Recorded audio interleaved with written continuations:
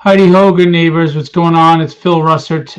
It is a special day. It is a tough day, but it is a day nonetheless that we're alive, we're kicking, we're breathing. Thank God for that. I have some cool people on with me tonight. We are going to discuss and launch live Poppa, which is very near and dear to me, as most of you have seen my posts.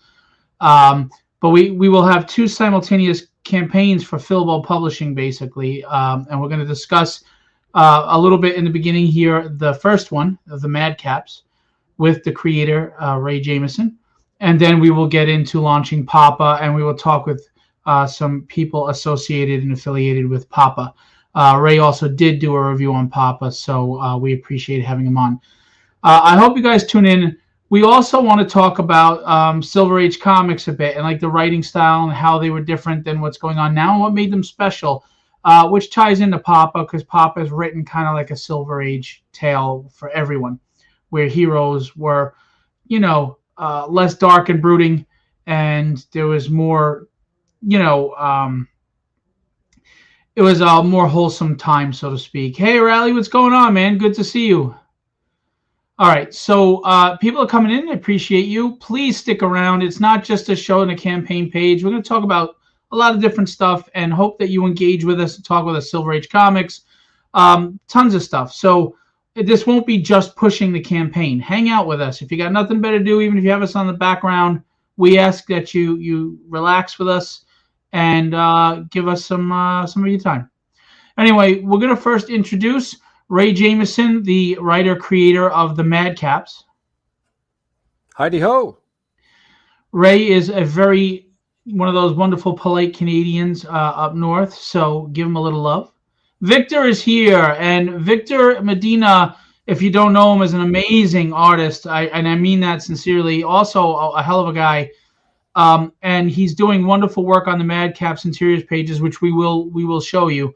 Victor he has his own show as well about art, and he's just, if you don't follow him, you really should. Really cool guy and a great talent. I also want to introduce, this is a man who does a lot of inking for me. When I was a rep, before I quit to focus on other things, I was repping him. He is a phenomenal inker, one of the best personalities you'll find in the industry to work with, and a friend. And I will introduce Gary Jirout. Hi, everyone. Coming in from the Harry Potter room. Yes, and Dobby is interested. All right. Hey, Dave. Dave is another great artist. He's got a book and a campaign live now. Dave, drop your link to the campaign in the chat. You're welcome to. I always encourage that. Dave has a really good, gritty, unique style. He can draw anything, but I definitely love like his horror stuff or his gritty urban hero stuff. Really great work as well. So check out Dave Fowler as well. And he will put the link in. Check out his current campaign. We got to support each other. And I did back that campaign. Okay. So Ray, because we know you have another show at 9, another show at 11. You're pretty much a show whore. I'm a social butterfly. No, you're a show whore. You're a show whore. Your wife is like this guy's worse than like a live studio audience every night. Yeah, I have my own laugh track. That's the next thing. When I start my own, I'm going to just insert laugh tracks. It's going to be great. So Ray approached me more than a year ago with his concept of he was working, the book was done actually, but he was working on the Madcaps, which is a Dungeons and Dragons type fantasy genre action adventure tale of 4 friends coming together to after a long time apart, and they go on, they basically have a quest. Ray pitched it to me. He sent me the script. I liked the script. Then he started sending me the artwork as I was unfolding, and I thought it was great. And I liked that it was D&D, and it honored D&D, but it also wasn't just typical D&D. So I thought that was great. Ray is annoying as hell, but I put up with him because the book is cool. No, I'm kidding. Ray has that childlike passion that I love and I think is infectious. He may not be as boisterous and loud as me, not many are, but when you talk to him, he's like a kid in a candy shop, and he's excited. I can't wait, and I think it's infectious. I think it's this beautiful, positive energy that I enjoy. So I do like working with Ray, and Thanks, I do Phil. like the book. So Ray, do me a favor, share the Kickstarter page. I'll pop it up, and we can talk about it. All right, let's make this magic happen. And I just want everybody to know we're not just going to sit here and go over Kickstarter pages. We're going to talk about other stuff too, cool stuff, comic books, etc. Please stick around, hang out, give us a little of your time. Even if we're in the background while you're drawing, in the background while you're painting your room, drowning out a loved one that's cursing and yelling at you, whatever you want to do, just put us in the background, hang out, listen to us for a little while. We're actually not that boring. Well, Phil he Russert, is, but I'm Phil not. Russert ASMR. ASMR, yeah. ASMR?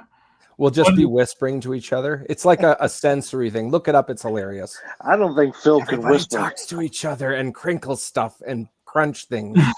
If I whisper, you still hear me. As long as they're not sweet nothings. There you go. Well, you're just jealous if they're not. Sweet nothings or sour something somewhere You in there. couldn't handle me, Gary.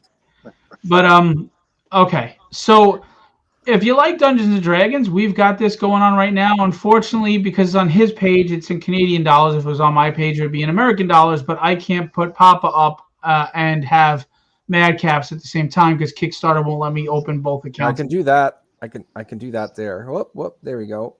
That's the actual ones in American greenbacks as opposed to Canadian funny money.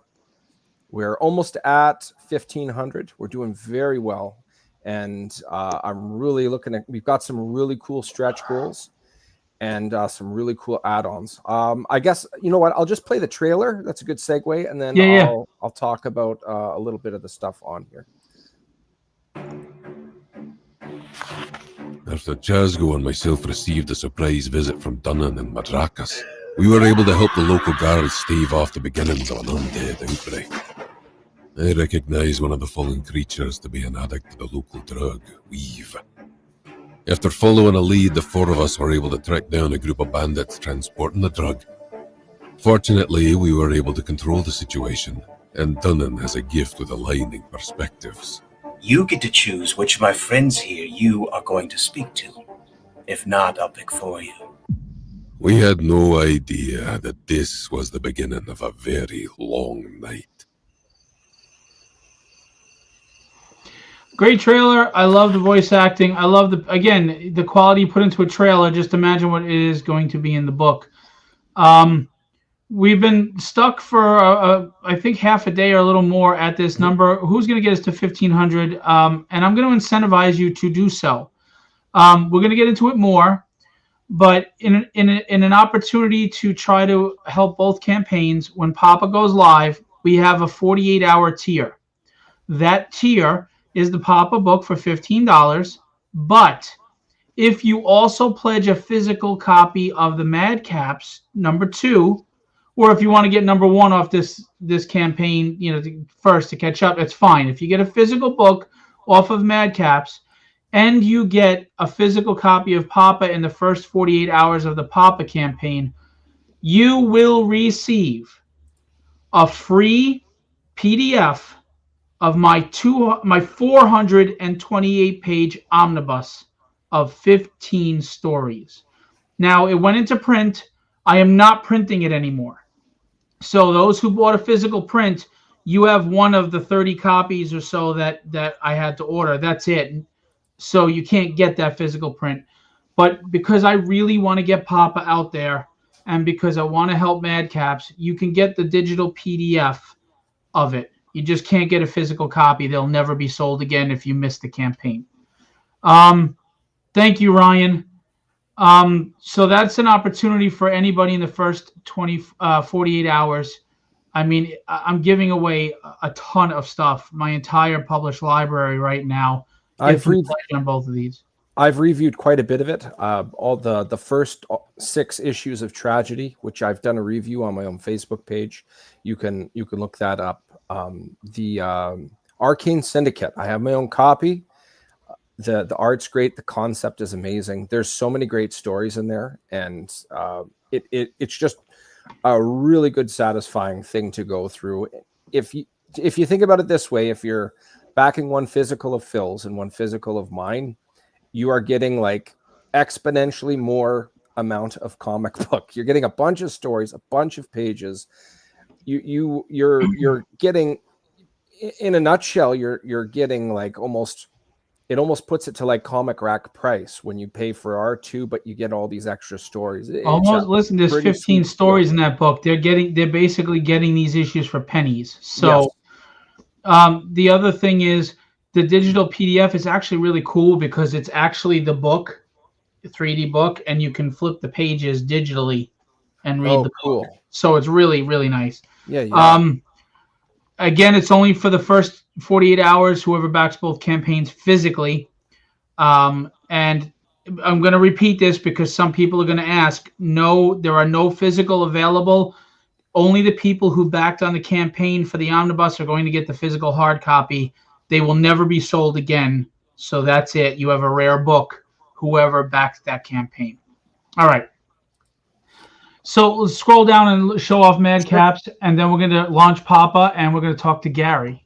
Beautiful. Okay, so if you go onto the page, there's some bios. You can get a feel of the characters. Because this is not a Madcap specific stream, I'm going to glaze over that part and just talk to you about a little bit of the real quick features. Close out the side there by hitting the top next to Kickstarter. Get rid of that bar.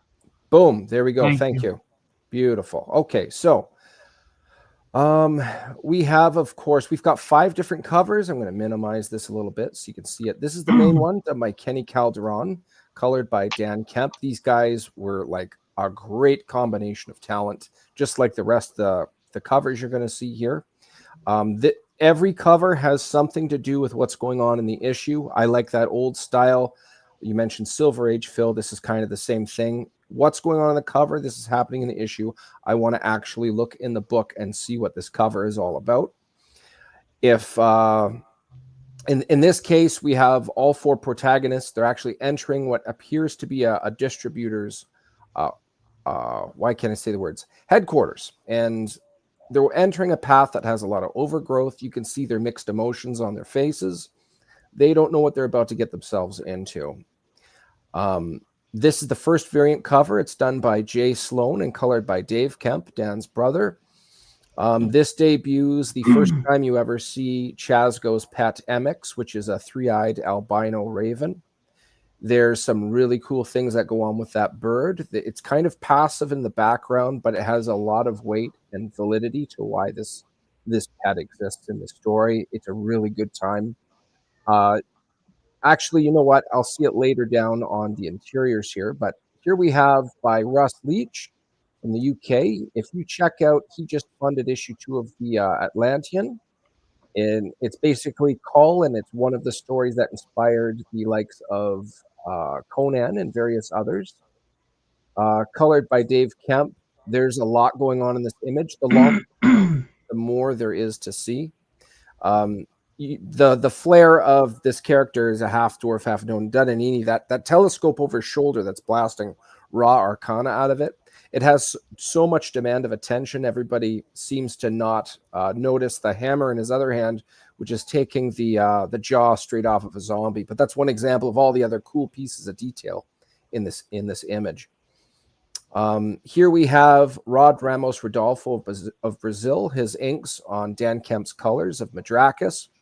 Another cool thing that happens in this issue where Madrakis, using arcane ability, is actually pulling Earth upward, which is a really cool feature. You haven't seen that yet.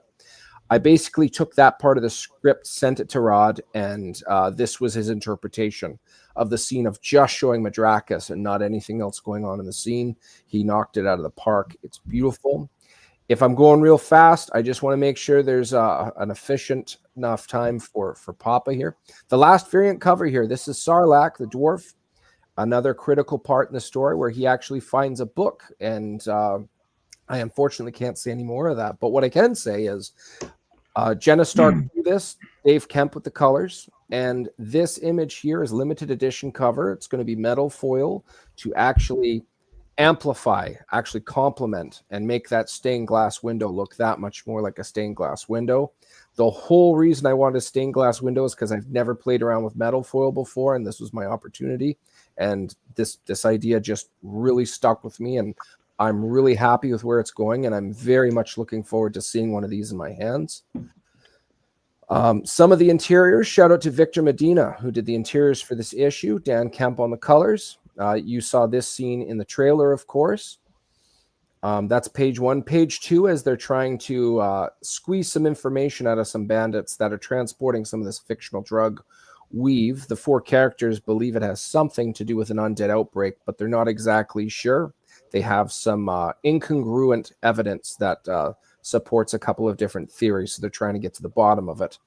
A skip ahead to page 7. This is Chazgo looking through the eyes of his pet Emmett, survey a compound and get a feel of what they're about to get themselves into. With that said, a couple people have asked, I don't see any action on the pages. The action is so tight-knit to some of the reveals that we can't really show some of the action on this one. We have lots of action shown on issue 1. I guarantee you the action's there, and it will be worth the wait if you back this now. We've got, as I mentioned, there's digital copies. Here's a digital catch-up tier of issue 1 and 2. We've got sketch covers. We have all 4 different covers. One really cool thing I'll mention quickly about this Jay Sloan art with Dave Kemp of Chazgo. Many people were saying this should have been metal foil as well. I didn't want to take away from the stained glass, so later on you'll see a pinup poster without the logo, just the virgin art. It will be available, just metal foil poster. It looks really good. You'll see it in a couple seconds here. All of the covers, as I already mentioned, and we have a catch-up tier. You can get both issues 1 and 2 physical. If you're looking to get that Philbo Publishing Omnibus, then this is definitely one of the ones you're going to want to have. The physical copy of the metal foil, it costs more for obvious reasons. If you like D&D, there's a tier where you can get Michael Towson to be a dungeon master for a one-shot. You'll play alongside me and other people. This man is a pro. All of the proceeds, as I've mentioned on other podcasts, I actually lose $1 for every person. It's limited to 6. The reason I do this is because I'm a big fan of D&D, and I like playing with pros, such as this man who's voiced for Disney, William Shatner, and various other talent. He has a wide plethora, a wide, very thick resume. And real quick, he also did some of the voice acting on the trailer. Yes, he voiced Dunany. That's right.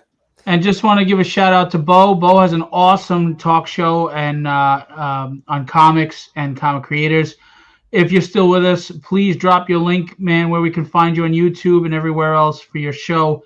I certainly appreciate what you do for the community, and it's a fun show.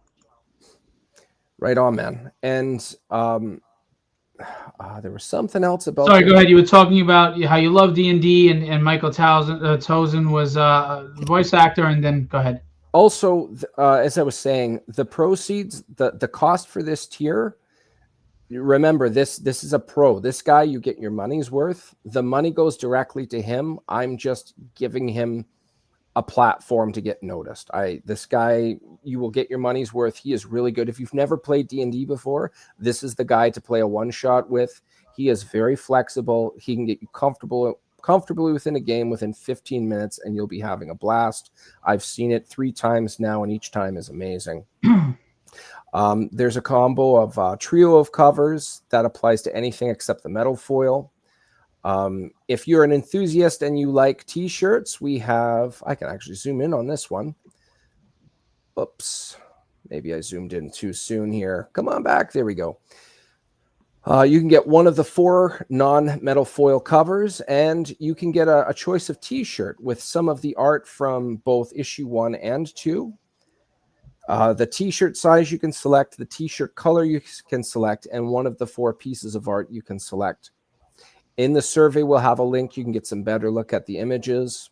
I think this is a great combo for that price. 1 comic, 1 t-shirt that has, like, this is something you would get out of like HMV or any other pop culture style store. as far as I'm concerned, should be $45 just for the T-shirt. You can get all 5 covers. Well, we're in America. It's not Canadian money, pal. Okay. Funny money, Canadian funny money. We also have the fireside combo. So you can get plush tapestries in this. We're calling them tapestries. It's actually just blankets, but it would look really cool hanging on your wall. But fireside combo, there's nothing like reading a book with a blanket, especially for us Canadians up here in the cold. It snowed like 3 days ago. It's dying out, but it's having a very bitter, like, Hanging on. yeah, it just won't go. We also have the Ultimate Collector's tier and some of the add-ons I haven't talked about yet, but I'll mention them here anyways. Every cover, we have a Sean Langley pinup in color. We have a bookmark set, the metal foil cover. We have a map where this story takes place. We've got 4 character sheets of each character. It's tailored for D&D 5th edition. And they're all level 5 characters. We got a T-shirt. You can get it all, one good package. We've had one person already back this. They are definitely going to be getting their money's worth, and I'm very much looking forward to them getting it. We also have a bunch of other add-ons, such as we've got the digital copy. The map I've already mentioned, a little bit better of a look. Here's the Sean Langley pinup, which is a beautiful work of art between Dan Kemp's colors and Sean. His inks he threw down. Beautiful piece. You can see all 4 characters in action, surrounded by the undead. Physical copy of issue number 1, one I'm holding in my hand at this moment. I can show it off once I stop sharing my screen. Some people want to see Sean Langley's black and white without the color, just to see how each talent complements each other. So for an extra $5, you can get both, not just the color. Here's a better look at the metal foil cover, which is the Chasgo piece without... I had to do an adjustment there. There we go. Without the title. And it's just like, that's a poster. That is a poster and nothing short of it. I understand why people wanted it metal foil. So you kind of get the best of both worlds. I didn't take attention off of the stained glass Sarlacc image, but that one is a statement and a half. And I'm very impressed at how Dave, I didn't give him a lot of color options and he definitely made it work. But that I can go on and on about. Now, with that said, I already mentioned the bookmark combo. Set of 4 bookmarks. We also have the RPG character sheets, which I've already mentioned. Each one, if you like D&D, these are great for one-shot characters. You will like them. The characters are loosely fit into the 5e setting, so it's a really nice combo. Here's a little bit better of closer look of the different art from different covers from both issue 1 and 2 for the T-shirts. I mentioned the plush blankets already, the tapestries. There's a little bit better look. We have talent from all over. This artist here I haven't mentioned yet. That's John Zalesnik, who's painted the cover art for Shinobi for the NES, Magic the Gathering, Warhammer 40K, various metal album covers, and the list goes on. He hand painted that, and I'm actually getting that painting sent to me. It is just a pleasure to have that piece. You can have that blown up huge and hanging off your wall. Like, these are all some really cool pieces here. We have our first stretch goal, which is a humble first edition. We're calling it a die cut corner sticker, which is based off of the main cover to issue number 2, which just kind of, it would look really good at the bottom of a laptop, or if you have a binder, I think that would be very nice. We've got some other cool stuff. As you can see, they're hidden right now. We want to reveal them when they show up. If you guys are looking to back in conjunction with getting this huge deal by Phil for the first 48 hours, we can start showing this stuff. We've got some cool stuff showing up. If we get to 4,500, we will show off a black and white cover of issue number 3 added at the back of issue number 2. I'm telling you, I'm really looking forward to this. I've got multiple covers done already for issue number 3, and I've said this to Phil. I've said this to other people. It is torture not being able to show it off. If we get to 4,500, you'll be doing me a favor because I can actually show something. It's for selfish reasons, but you guys will get to see some really, really cool art. Of course, there's myself. Shout out to Victor Medina on the interiors. Shout out to Dan Kemp coloring the interiors. Shout out to Micah Myers, Ringo Award nominee 3 times. Of course, mentioning Dan Kemp, who's colored everything from Marvel Knights in the late 90s, early 2000s. You know, that iconic Daredevil where he's jumping off with his arms stretched out and his knees tucked in and all the coils running around him on Daredevil #1 for Marvel Knights. That's his work. That's his colors. This includes Spawn from like 50 to 150 and John Romita Jr.'s era of Amazing Spider-Man in the early mid 2000s. So right around that Civil War era. Damn Canadians is John Romita. Ramita. Pardon my Ramita. Pardon my goofy accent. I'm just going to call him Johnny John Johns. Is that better? That's so insulting. I take that back. If you're watching, John, which you're probably not. Yeah, I was going to say. You love me. I hope so. And of course, I couldn't be doing this at all. 60 pounds ago. 60 pounds ago, but still large and in charge right now. Philip Russert, who's been helping me all the way on this really cool adventure. This is my first time writing a comic book. I'm flattered Phil took me on. I am I've had some very, very nice comments about this story, and every time I say it's my first time, they're pleasantly surprised. So I take that as a compliment. Some of the biggest things I've had for compliments is how the characters are not just unique, but unique from each other. They stay away from certain tropes. For example, the big guy isn't dumb and oafish. He's actually highly intelligent and many other things. But again, circling back to Phil and being a segue into why we're here for tonight in specific, a big thank you, Phil. And I really appreciate everything you've done for me up to this point. I'm looking forward to getting issue 3 done and the potential of a trade paperback and seeing where this magic goes, because I'm definitely enjoying it so far. Awesome. Guys, please back Madcaps. It is a Philbo Publishing book created by and written by DM Ray, but it is a Philbo Publishing book.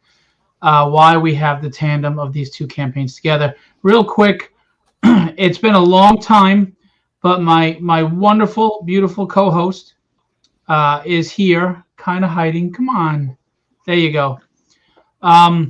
She came on because of this special event. It's a hard day for the family, but at the same time, you know, we want to do something, make something good out of it. So Melanie's kind of shy. She's not the talkative type. She's more like my better half. Kaylee's more like me. But Melanie just wanted to, in solidarity, come on and you know, for you to back Poppa. Because it's important to all of us here at the Russert clan. And Poppa was a very hard man, but he loved his granddaughters very much, and he had a big soft spot for them. It was kind of weird to watch this man. He's so soft with them. I was like, who is this? Who are you? And he was like, oh, shut up. You know, so anyway, he was very proud of his granddaughters. Which he should be, because they're just wonderful human beings. And if they weren't, then I would just have to trade them in for something better. But thankfully, I haven't had to, right? So far, so good. Yeah, she's like, yeah. Anyway, so Madcaps is a Philbo Publishing campaign on the Philbo Publishing Kickstarter page currently right now. Poppa, I'm about to launch in about 30 seconds. Thank you, sweetie. I love you. I'm going to launch the campaign in about 30 seconds. Okay.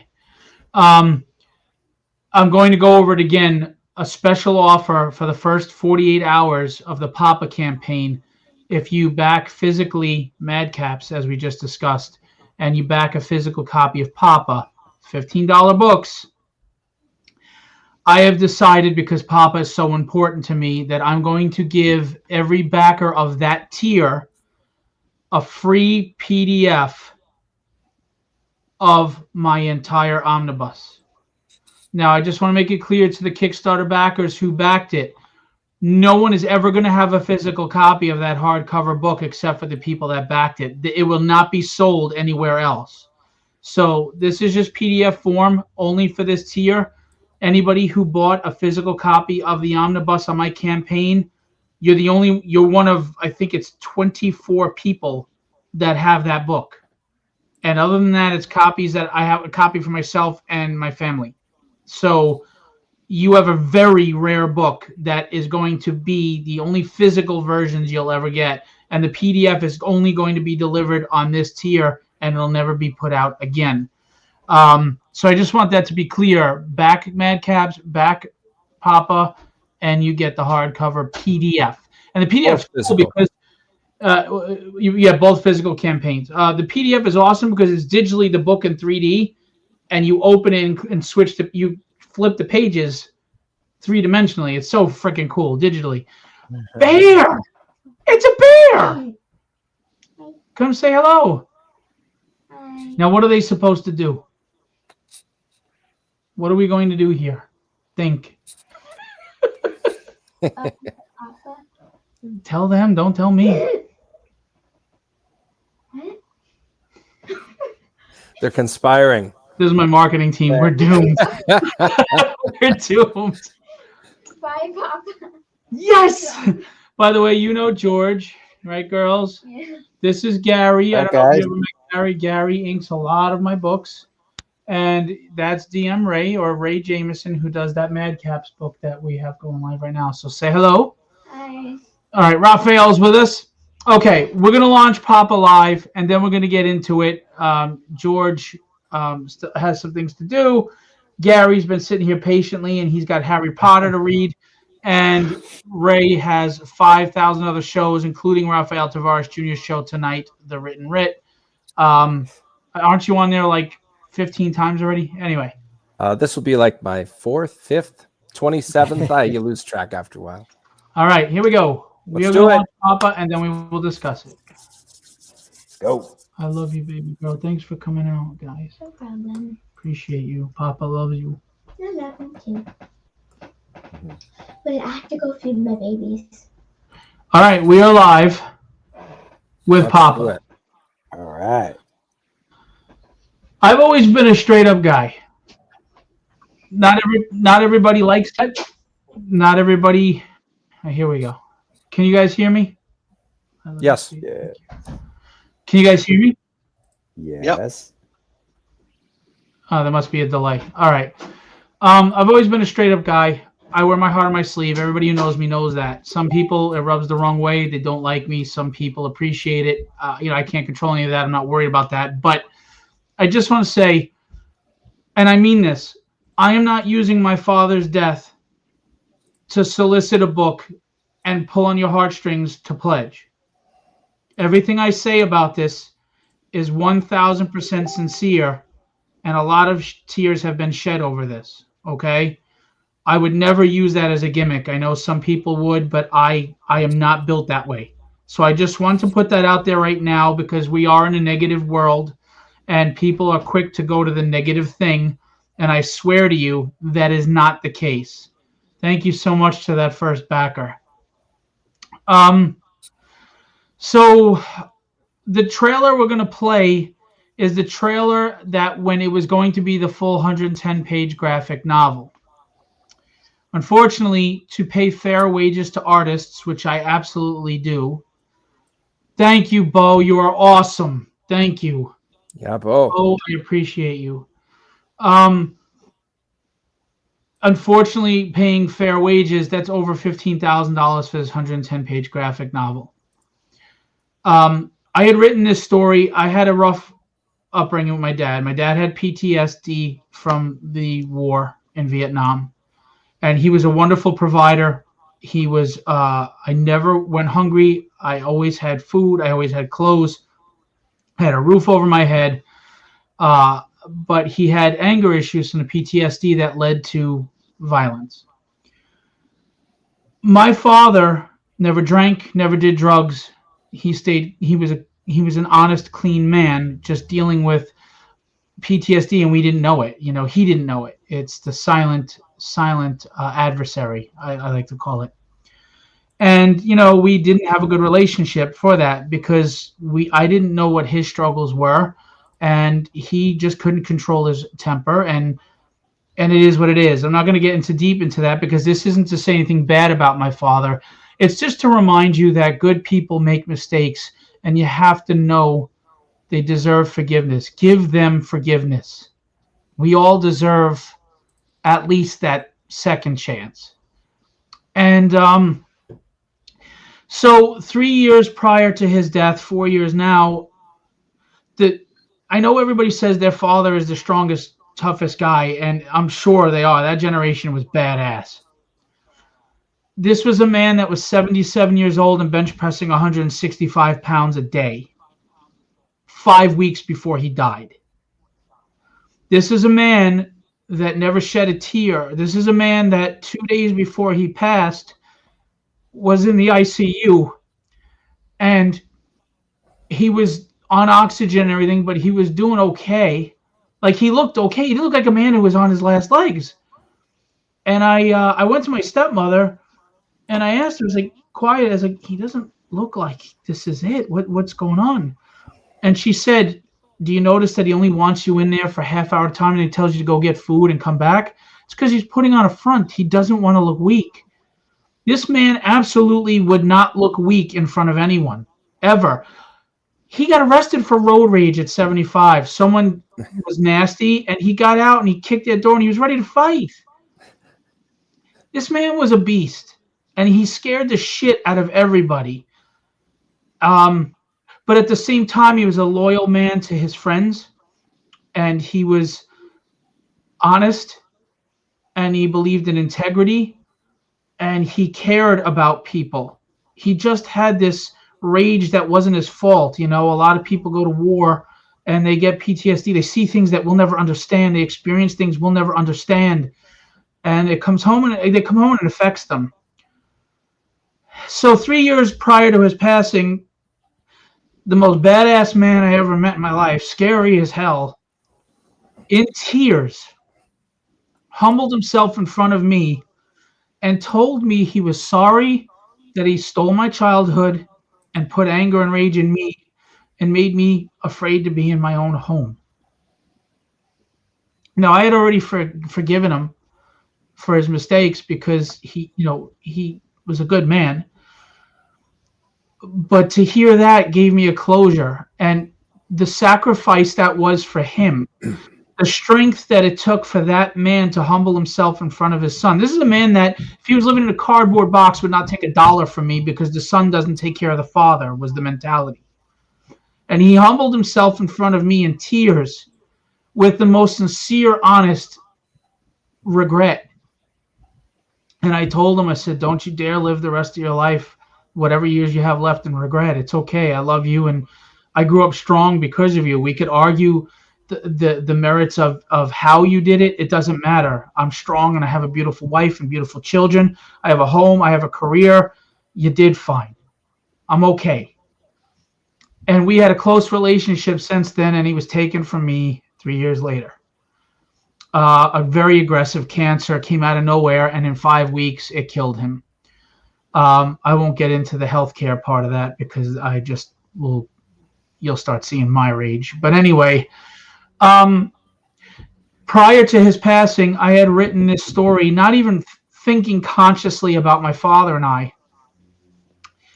And I was sending him all my scripts. Now, my father didn't believe, he didn't like comic books. He thought they were childish. He didn't know anybody. You know, he believed the stigma, right? And my mother convinced him to take Tragedy #1 and read it one day. And he actually loved it and shocked the shit out of me. And I've told that story before. So I was always sending him my scripts, and he was reading them. My father was an avid reader. He read tons of books. And he asked me, he goes, is this about you and me? And I took a pause. I was like, I didn't even think about that. Yeah, I guess there's some of us in there, And he said the script was beautiful. Was there any chance that I could have it published before he died? Now, he got diagnosed with cancer a year prior to this new tumor. So he was worried that, can I see the book before I pass? But they were managing it. It was okay. He had radiation. He was doing fine. He was getting immunotherapy. And it looked like he was going to be fine. And they were giving him a prognosis of at least another 4 or 5 years. But this other tumor came out of nowhere and took him out. And I didn't get to get the book out for him in time because it was just too expensive. And he yelled at me. He goes, if you even think of taking out a loan or taking on debt for this book, he goes, I'll kill you. So I didn't. But unfortunately, it's a lot of money. So the trailer is going to be of the 110-page graphic novel is what you're going to see. And it's going to say coming soon 2024, but that was from last year. But this is going to be broken up into its 5 chapters. So this campaign is for the first 22-page chapter. I know I'm talking a lot. I apologize. I'm not trying to bring everything down. I'm just being honest, okay? Because that's what I do. Love me, hate me. You know what you get when you stand in front of me. And that's really all you can ask for. So Poppa is the tale of a Vietnam veteran. He's 75. He's living with his son, his daughter-in-law, and his granddaughter, Melody. His son and him have an estranged relationship. His son felt he was a helicopter parent. He was too strict, and his son blames him for never having a life, exploring a better life, and being stuck in a doldrum job, etc., because his father taught him to be so cautious, etc. And there's friction there. But Poppa has a wonderful relationship with Melody. She's the light of his life. The son, Craig, is a little jealous of that because Craig is working a lot at a job he hates, and he can't spend the time with his daughter. So Poppa goes out to an outdoor cafe with Melody, and there's a mafia boss in the cafe behind them. And the Japanese Yakuza take a hit on the mobster, and they get caught up in this mob war. This story is about it's about family and relationship, but it also is a comic book. It has superhero, not superhero, but like, action and adventure and it's high octane fun. If you love Clint Eastwood movies, you'll love it too. But basically, I love women. Women are God on the lips of children. I believe that. Women bring life, so I love them very much and I appreciate them. But right now, it's about fathers. Fathers are the unsung heroes. We just do our job. We don't ask for anything. We don't ask for credit. We often suffer in silence, and nobody sees it. We get up, we work a job we hate, and we still find time to play on the fake telephone or toss the ball, or get up at 3 a.m. when our 18-year-old son's stuck with a flat or did something stupid. We get up and we take care of it. And we do it because it's our job. As fathers, it's our duty. Mothers are born and bred to nurture and create life. Fathers are there to protect and provide and make them strong to face this life. That is our job. But sometimes doing that, you have to be the bad guy. And when you're a kid, you don't understand the sacrifices that man's going through. You don't understand what that father is dealing with because he doesn't burden you with that. He keeps it quiet. It's only when you become a man yourself, a father even, that you start to understand the sacrifices they make. And Bruce Rogers in this book is going to make sacrifices because the most important things in his life are his son, his granddaughter, and his daughter-in-law. And when you mess with them, you messed with him. This is a story for every dad out there, for every son, for every relationship, every family member. But it also, again, has good high-octane action, adventure, and fun. But at the core is a really emotional family story.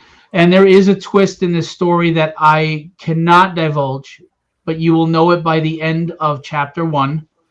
It is the cliffhanger, and I think it's going to make you go, oh, shit. Having said that, I didn't get to introduce you to Jorge Medina, who's joined us. He is many things, which I'm going to let him introduce himself, but Gary's been waiting long. Gary has inked a lot of stuff for me, and he's even inking chapter 1 of Poppa. George is lettering the entire book. They both have read, all three of these gentlemen have read the script. So first, Gary, thank you for being patient. Introduce yourself and tell us who you are. Hi, my name is Gary. I keep trying to retire, but Phil keeps bringing me out of retirement. But I just want to talk about Poppa real quick. I'm like the Well, Tom Holland here. All right. Well, real quick, he's a great inker, and if he ever has time, you should be hiring him. In between all the work I got to do, Yeah. hire me. But I want to talk about Poppa for a second. Phil, it's weird for me because I'm used to listening with headphones and working, not being on the camera and talking. So it's a new experience for me. But Dobby approves. a year ago, because I'm part of the project, I know everything that you were putting into this to try to get it done in time and how crucial and important it was for you to get it done. And there was a lot of moving parts, and you were trying and trying and trying your best. And it was unfortunate that despite all the effort you do, we just couldn't get it done. And I want everyone to understand that this is definitely the best piece of writing that you've done. Thank you. In fact, Ray did a review, and I couldn't do a review any better than what his was. He did a quick review without spoiler. I suggest everyone go to Ray and try to find that. It sums it up perfectly. I'll find it. I'll put it in the private chat here for you. Yeah, Phil. it because you just want to spoil things, and I promise I won't spoil nothing. But all I can say is, I think this would be a great Netflix series. Yeah, I wouldn't be surprised if anyone picked this up because you really don't expect what's happening, but you really appreciate it. That's all I'm going to say. Yeah, the setup's great. And by the time you get the real start is like, it's like, I don't want to say, I can't even compare it to anything. I can't use anything like a catchphrase or something to like sum it up. It's something you just got to see it. You just have to see it. Unfortunately, I've got to go. I just want to say shortly, when I personally lost my own father, 15 years prior, he tasked me with making sure his remains are done with in his wishes.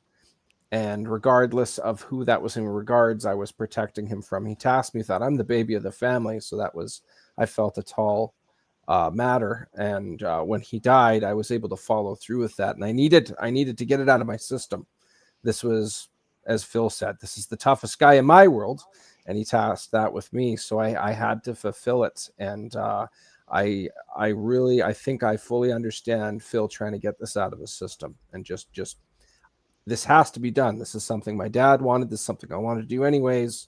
It's got to happen. And here we are, maybe not necessarily 100% according to plan, but it's going to happen nonetheless. That's the point. But I hope so. Unfortunately, I've got to get going. Ray, thank you for coming out, man. Ray's going to be on another podcast. If you want to look more about the Madcaps in 7 minutes, real quick, tell us where to go. Check out Edward Davis and Dash Hooper.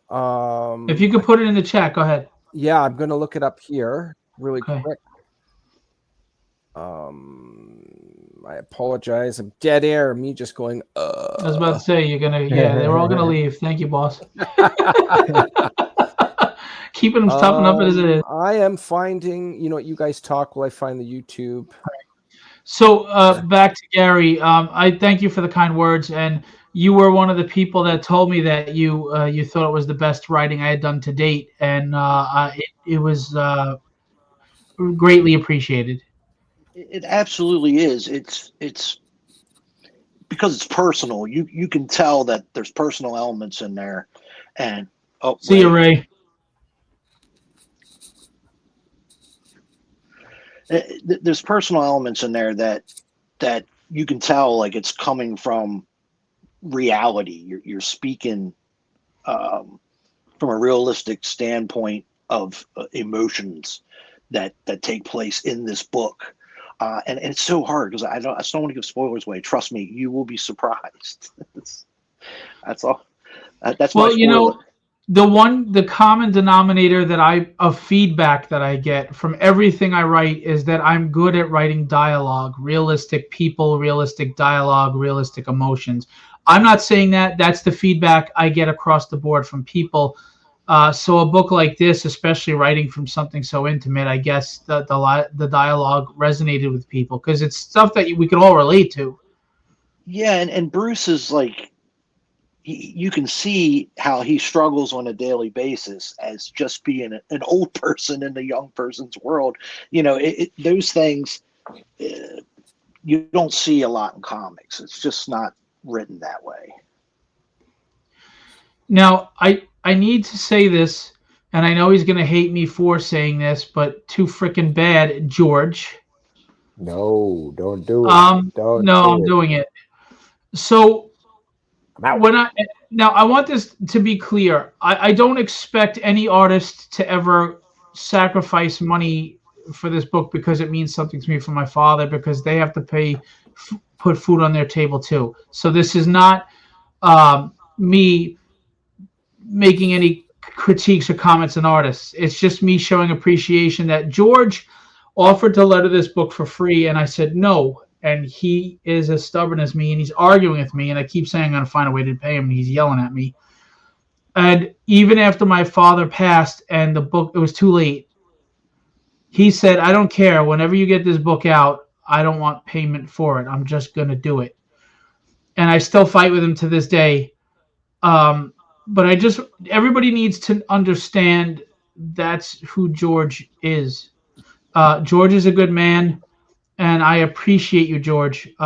You're a very talented letterer, obviously, but you're a good man, and I appreciate you for doing that. And Gary, like I said, I pay fair rates, but Gary has been taking practically nothing, and he fights with me, and I try to give him extra books and this and that, and I try to do things.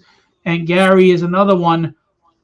He's putting a lot of heart into these pages, and he's not asking for anything in return. And I want you guys to know how much I truly appreciate that. I really do. And I know you're not looking for any compensation or reward in return, but you're going to get it at some point.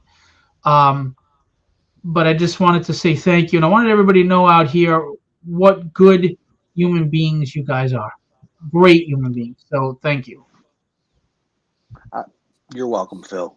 And our offer still stands. You argue with us about this all the time, man. You take Well, care I of feel me. bad. I hate it, but I am, I think people have the misconception that because I work with a lot of these big name artists that I'm loaded. I don't think they understand that I bleed. I work so many hours just to try to get things done. I have no life. I think the majority of people have no idea what it costs to make a comic book at all. I do, It's- but again, if it wasn't for you guys, I can't do this. You guys are awesome. Poppa would not be happening if it wasn't for you. Yeah, man, I will say this, Phil. Thank you, Greg. And thank you for saying that. I hate when you bring that up because I'm I know. not doing it because I'm a great person. Listen, I create comics myself, and I know how expensive this is, and until we actually make money doing it, it's a hobby, right? Because we're not getting paid to do it, unfortunately. And so I understand that, dude. And listen, you've been amazing with me. I've met your family. You've invited me into your home. I've had dinner with the fam, and they're wonderful. I never got a chance to meet your dad, unfortunately. But I know what it feels like to have the relationship you had with your dad, right? So it's something that when I read the story, and to Gary's point, and nice to meet you, Gary. I've never actually met you, but good to meet you here, man. It's touching, dude. It's touching because you can tell it's written from the heart. And although you didn't mean it to be about you and your dad, It was subconscious, yeah. Sometimes that happens, right? And it's crazy when it happens. It's beautiful when it happens, and I think that's why it feels so real, and it flows so well. So big shout out to you. You're welcome 100%. You know, I'm doing it because I appreciate what you're doing and I appreciate you. So yeah, man, I'm happy to do it. So I don't care what you say. You're both gonna get paid back eventually. It's that whole rising tide raising all yes, ships thing, yes, man. Like absolutely. I know, but and you guys are a light, a shining light in an industry that can be hard and eat its own. So people need to know what good people you are, yeah, I whether mean, you want it or not. 2 years ago, I was the guy on the other side of the table, just buying everybody's stuff, and now I'm on because of you. I've been able to live on this side of the table, and that's like I can't pay that back. You know what I'm saying? Like that's You earned that. well, I did, but you know what I'm saying. It's Yeah, it's yeah. it's you took a chance, right? I could have not earned that as well. I could have failed miserably. But you saw something, you took a chance, and I stepped up, and so everyone did their part. And now, that's scratching backs, man, and that's what I'm doing. 100%, 100%. I mean, listen, Phil, because of you, obviously, I've people have reached out for me to letter books for them. You know what I mean? And that's again, like to Gary's point, I can't pay that back. You know what I mean? Like thank you. So, no. Like This isn't about me. This is about you. Stop it. no, it's about us. It's about us. It's about us as a community. It's I about just want this to. book. It's about, you know what I mean? It's about all of us. Yeah, it is. I just want to make sure everyone takes advantage of that 48 hours Oh yeah. and grabs both copies because you're getting 17 comics for the price of 2. That's a barn burner. That is. So I got here a little late. I know you made the announcement, Phil, but so what was it? So it's your entire library that they're getting PDFs of in the next 24 hours? Yeah, it's the omnibus PDF. In the first 48 hours, in the first 48 hours, there's a tier that if you get the physical copy of Madcaps and a physical copy of Poppa, you will get the entire omnibus in a digital PDF format. There you go. That's awesome, dude. That is great. It's 400 plus pages of comic books and bonuses. Wow. Holy yeah, cow. it's 15 books in there. So, a couple of people said, "What are you, nuts?" And I'm like, "You don't understand how much I want this book done. If I never publish another book again, that includes tragedy. I just want to get Poppa out. I just want this entire story out there in the world, and that's it. I just want it out. That's all. If I never publish again, if all my dreams fall apart, fine. I just want this book done. I want it out. I promised him. Yeah. So let me just. I know Gary said his piece about the book.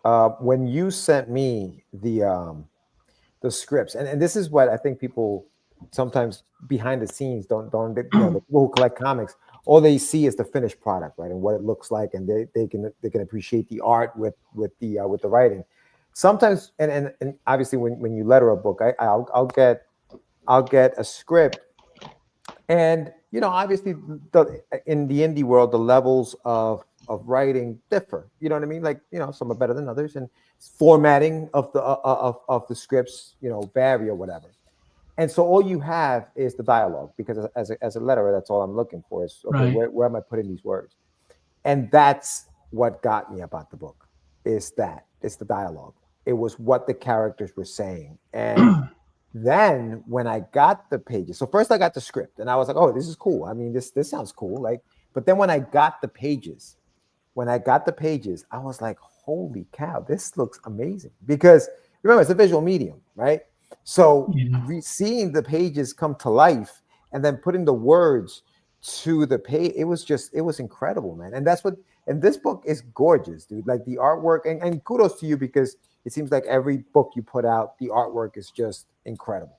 And so people are going to enjoy this visually, and when you read the book, it's trust me, it's going to be, you're going to love this. You're going to love this, and you should definitely pick it up.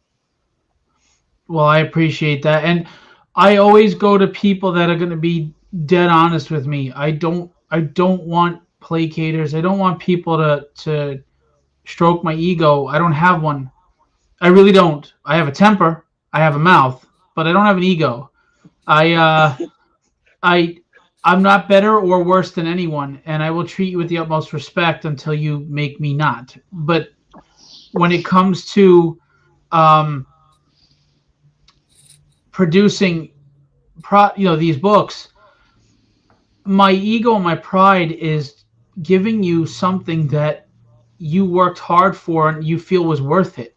We're all working jobs, and most of us work jobs that we're not happy with, and we're grinding every day, and it's like this hamster on a wheel mentality.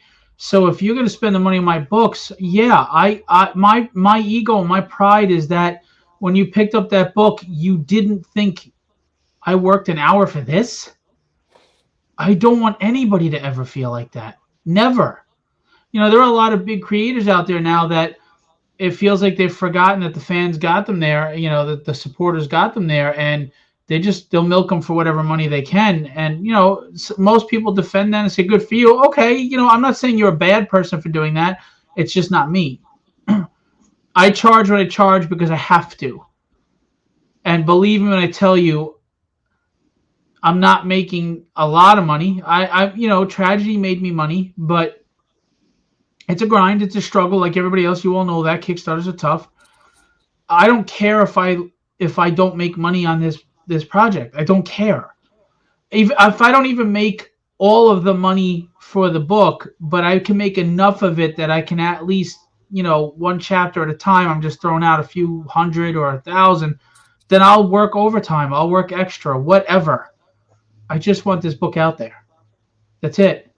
And so far, to the people that have backed, and I see who you are, God bless you and thank you. Thank you. I am going to play the trailer. Remember, this was the trailer. Whoa, shoot. Sorry. This was the trailer. Spoiler. Yeah. Oops. This was the trailer when it was supposed to be the whole graphic novel. Damn it, I hope nobody saw that infomercial. Sorry to everyone that backed. I apologize. My head's not on the game today. Anyway, so this was made last year when I was going to get the trade paperback out. It didn't happen with my father getting ill and passing. So the trailer is going to say coming soon 2024 in the end. Just ignore that part. The rest is relevant.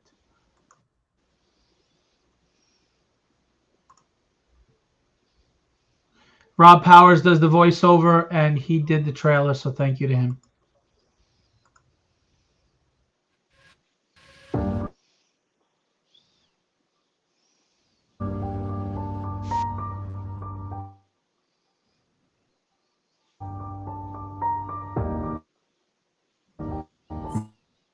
Bruce Roger, a 75-year-old Vietnamese who's spending his twilight years living with his son and daughter's relationship that has never been resolved.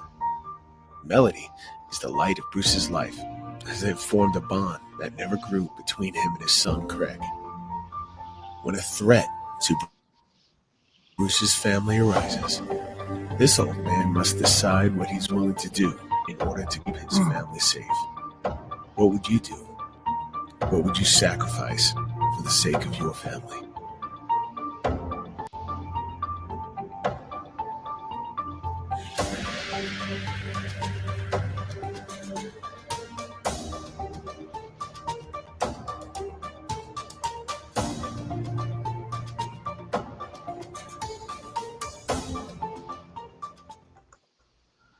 Sorry, I didn't have the money to change the trailer. Anyway, No. Was that so thank you to Rob that Powers David who did the trade dress. Yes. So I was going to actually talk about that. At the time, I wanted to be able to get the book done as fast as possible. So I had one artist for each chapter, so they could all work at the same time once I had the money. And in a month's time, I could get all 5 chapters done, because they didn't know what time I had left with my dad. Obviously not enough. Rod Ramos Rodolfo is in the chat. He is one of the amazing, talented artists on this book. David River, Russ Leach, Alex Sarabia with inks by Gary Jirout, and Chow Marcus with inks by Gary Jirout. Gary will be inking 2 of these chapters. So each book is going to have a different artist for that reason, starting with Gary and Alex on book 1. And I'm going to show you the pages. This was my dad, not long before he passed, actually. I look a lot like him. To be honest with you, I look in the mirror, and as I get older, I look so much like him. It's dedicated to my dad. Here's the story. We've kind of gone over it. That was my dad in Vietnam at 18 years old, right there. Skinny little twig. He told me some stories towards the end of what he had seen, and I don't know how you come back to regular life after that.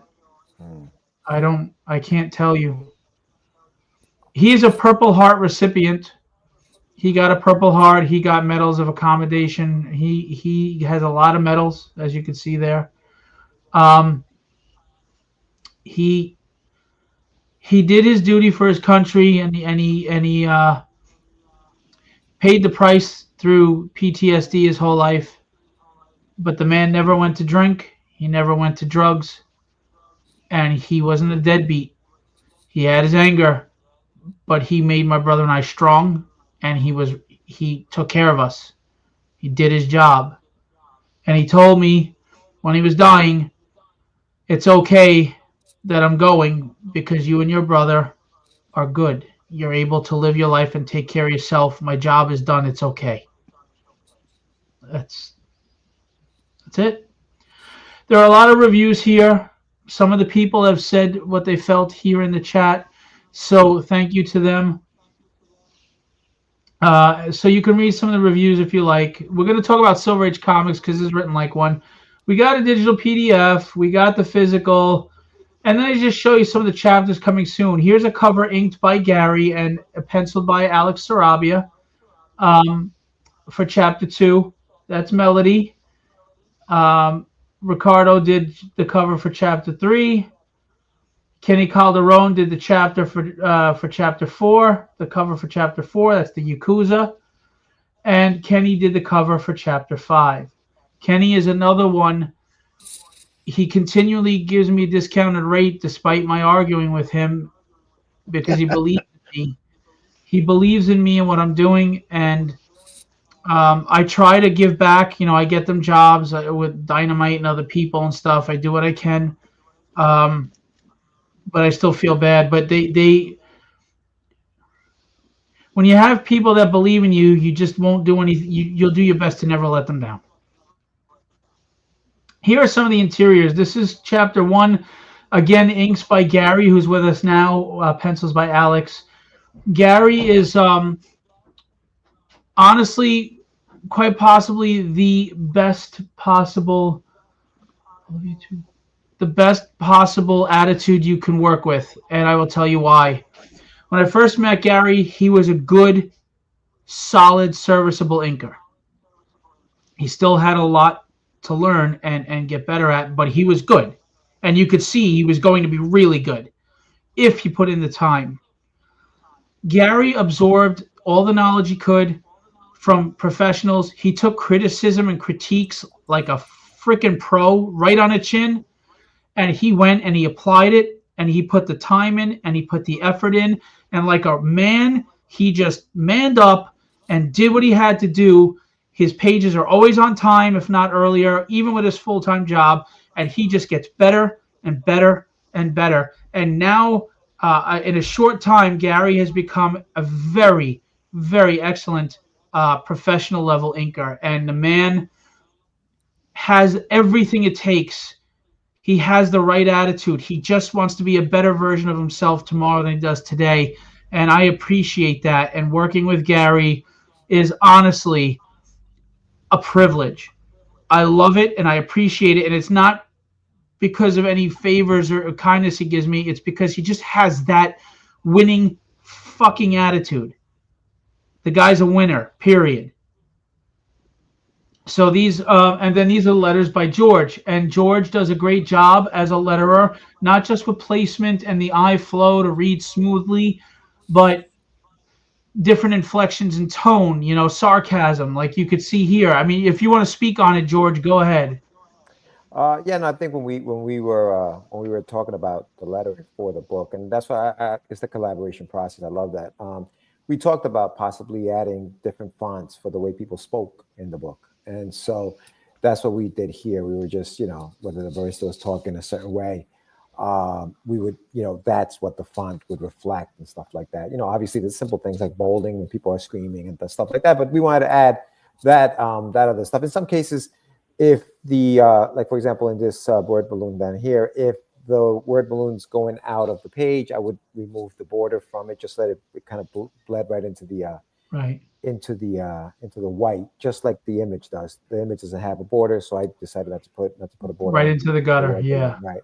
So things like like my that, career. just having fun with while not taking away from the art or the story. Wait, what'd you say, Phil? Gary heard that. I said right in. You call those borders gutters, and I said right into the gutter, like my career. I heard the part where you said "I love you" in the middle of your speech, and I wasn't sure if you were talking to me or talking to your daughter. My wife, my wife, who I won't get into details. We don't ever discuss really a private. She had a procedure today. Yeah. Is up at the door telling me she loved me because she knows how important this is to me. They're supporting me, and for every great man, there's not a woman behind him. There's a woman next to him. Well, and she's catching him when he wants to go down. And my wife, I'm very lucky. I'm blessed to have her. Pushing you around in a wheelbarrow. Yeah, she'll be changing my colostomy someday too. But hi, Eliana. So yeah, like here she has a very droning voice. Like she's being like kind of sardonic. She's, "Sir, not all of us are retired. Please hurry, sir." And then like the girl behind the counter is like, "You mean a scone?" So yeah, you have a great wife. Stop showing off. So George, inflection is everything, right? And tonality. And when you read this, you hear the person with George's lettering. That's a skill. That's a talent. And I appreciate George for what he does. And he's very quick. For those of you who have Arcane Syndicate, George lettered that book too. And the monsters all have a different font for their different voices. Whether it's the gruff and tumble werewolf, or the more regal Dracula, or the comical Invisible Man. George just nails it. He knocks it out of the park. And again, another person, professional. If you have an edit, as long as it's not. And I want to preface this, not that they say this, but if the edit is my mistake, I expect them to get extra pay. If the edit is their mistake, then they do it. But they do it without an argument, no ego. Let's just get the best book. And I appreciate them for that. It's like the unsung hero of the team. Yes. And Alex Sarabia is the penciler who has done a phenomenal job. He's out of Mexico. Alex did a lot of work, did some work in Diary of Dread as well with Gary inking. They're a great team. And I am grateful for the work that Alex has done. And as you can see, this is a flashback while he's sitting in the coffee shop to his days in Vietnam, which is relevant. It'll be relevant to the story. And then here's chapter 2 by Chow Marcus. So again, the artwork is still just brilliant. Different style, brilliant. That's the first time I ever saw Chow. What's that? It's the first time I ever worked with Chow. Yeah, Gary did the inks on this as well. Gary's doing all these different styles. And the colors by February Ferdion are just brilliant. Hey Gary, how was it working with like different artists when you're inking them? Like, it really depends. It takes a couple pages to really start to understand what they're trying to do. Right. I seem to pick it up pretty quick. Awesome. Thanks, Rash. But all these pencilers are amazing, so they make it pretty easy, easier, I would say. But I don't know. You would think type pencils makes it easier for an inker, but I think it doesn't, because you have to be able to put your style on there without drowning out theirs and accentuate. So it's a lot of work. Yeah, I think my style is colorist. That's February's next level. I mean, look. Yeah, he is phenomenal talent. I can't believe I met him. Great. Look, I'll get all the credit. I'm the quarterback, but the truth is, you guys are the front line, man. You guys make me look good. Everything you do, like you said, Gary. You know, George alone. This book, as beautiful as it looks, if these letters were bad, book is ruined. And if you Yeah, can't read it flow with a nice flow, it's ruined. and when the deadline's hot, man, like they're the last ones to touch it. So Yeah, exactly. And here is David River, the artist at Arcane Syndicate. Again, not too far off in style, but distinct, and it's just gorgeous. I mean, look at this work. I just noticed it right away when I saw the guy getting out of the car. It just looked like David Rivers. That's why I asked earlier. This is Joseph Asaro, and he is the mafia head, and he's a bad, bad man. And this is his right-hand man, Tommy. Now, David asked me, well, what does Tommy look like? And right away I thought of Elliot. Sam Elliott. Sam Elliott. I was like, I want Sam Elliott with short hair. And he was like, all right. And there we go. Right there. Great picture. And look at the colors. That's nice. That's nice. It's a beautiful book. And then here's Russ Leach, an artist out of England who's done Batman in England. And right now he's doing the Atlantean with Randy Zimmerman. You should go check that out if you love Cull and like sword and sorcery. Go ahead. Yeah, I backed that Atlantean book. I keep trying, but I don't know why I have problems on that platform. I reached out to Luke Stone. I may or may not have a pin up in there. I think I reached out to Luke Stone. Should have double check. But anyway, so as you can see, the artwork, just different styles, does not fall off, right? And by chapter 5, you're going to have Rod Rodolfo, who's in Brazil. I have to tell you, Rod is wonderful to work with. Very affordable. He's available for work right now. You'd be a fool not to hire him. Rod did work in Diary of Dread. He did work here in Poppa, and we'll do the final chapter. Rod is going to be doing a book for me called Displaced when I can. And you need to hire Rod Rodolfo. He's great, and he's just a good human being with a good soul. And I will be launching his book in July. Light Warriors, coming to Kickstarter. You can scoop his cover up in the Madcaps too. Yeah, that's right. He's got a cover on the Madcaps. Yes. So hire him. The Madcaps cover, and then you can get the omnibus. There you go. There you go. So, there's emotion, there's drama, etc. I'm not gonna lie, I was reluctant to do this, but I am an editor. I don't like editing my own stuff. I have a triple check after I look at my books. So I have myself, and then I have actual editors after. But I can edit books. I edit scripts and books. For $250, I will, up to 5 backers, I will edit your book in its entirety through every phase. I will edit the script. I will edit roughs. Wow. I will edit final pencils so that there's continuity with the backgrounds and the panel flow makes sense and everything. And I will copy edit the lettering at the end and the balloon placement, etc. I will edit your entire book for $250. You are not going to find that anywhere for $250. And I do know what I'm doing. That's at least $1,000 right there for anybody else. And that's not even like pro, $1,000. So up to 5 backers, I will do for $250. I will edit soup to nuts. We have the Dynamics as an add-on, which is a fun all ages book. We have The Devil's in the Details, which is my prose book. It's a short story book with 7 short stories. It's very, it's another emotionally driven book that people really love. It's very spiritual and its take on things. Withered, which is fantasy horror. Supernatural, that gets great reviews when people actually buy it and read it, but it's not selling in droves. It's really weird, but when people buy it, they're like, oh crap, this was good. It's just people not I don't know, gravitating to it right away. And we have original art tiers by Ricardo Silva, Rod Rodolfo. You can get an art tier here. I am going to say, though, do not get an art tier and think you can use it for a cover. That is not the same thing. We would ask you not to play that game. It is mean, it is nasty, and there can be repercussions. Kevin Stewart, who does a lot of work for me too. He's got tragedy covers, etc. They all have art tiers that you can get some great original art for cheap.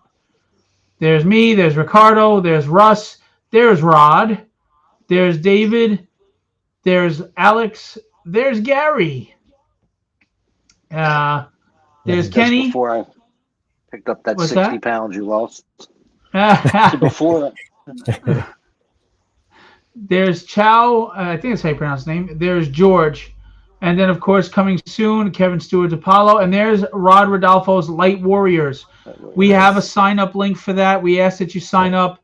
Rod is a very spiritually enlightened guy. He's into positive frequencies and just good, kind heart. And he's got fun superheroes that he designed and illustrated. The interior pages look fantastic.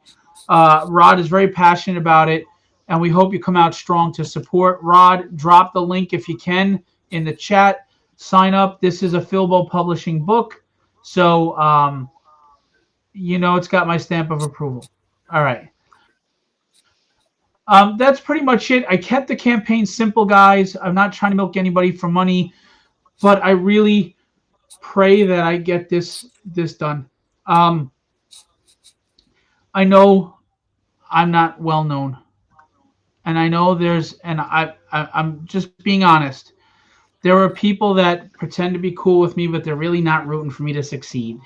And I know who they are. And there's people that have gone out of their way to actually try to hurt me. And I know I'm not a very popular guy. When you speak honestly and truthfully, and when you're raw the way I am, it rubs a lot of people the wrong way. I acknowledge that. I take accountability for that. I accept that. But for those of you that sincerely support me, appreciate my candidness, whether you agree with it all the time or not is irrelevant. This is the most important thing I'm ever going to publish, and I'm just asking you, even if you want to donate $5, please help this get funded and get the book done, because I'm always a man of my word. And so far, I have not been able to keep my word with my father. And I know he's looking down on me, and I know he's proud of me, and I know he's okay, but I'm not. I need that closure. I need to do this. I need to get it done and published with a tribute to him in the front. And maybe it'll give me some closure, because a year later, I still can't believe he's gone. So, I'm not trying to manipulate you emotionally. I apologize. This is so important to me that I would quit every other book. The reason why I've been putting out all these other campaigns like the art book and the omnibus is to try to get the money for this book. And Kickstarter's been tough. When you're not a titty book, it's tough, to make that money. I'm seeing like sexual parody books doing $30,000, $40,000, and good for them. Succeed. I wish you the best. Make that money. But there's no way I'm going to make that money off of a book like this. And yet it's a well-written book. And I'm proud of it. And everybody who reads all of my books comes and tells me, like, this was good. This was really good. And I appreciate that. But I need more of you. I need more of you, And there's a lot of us struggling.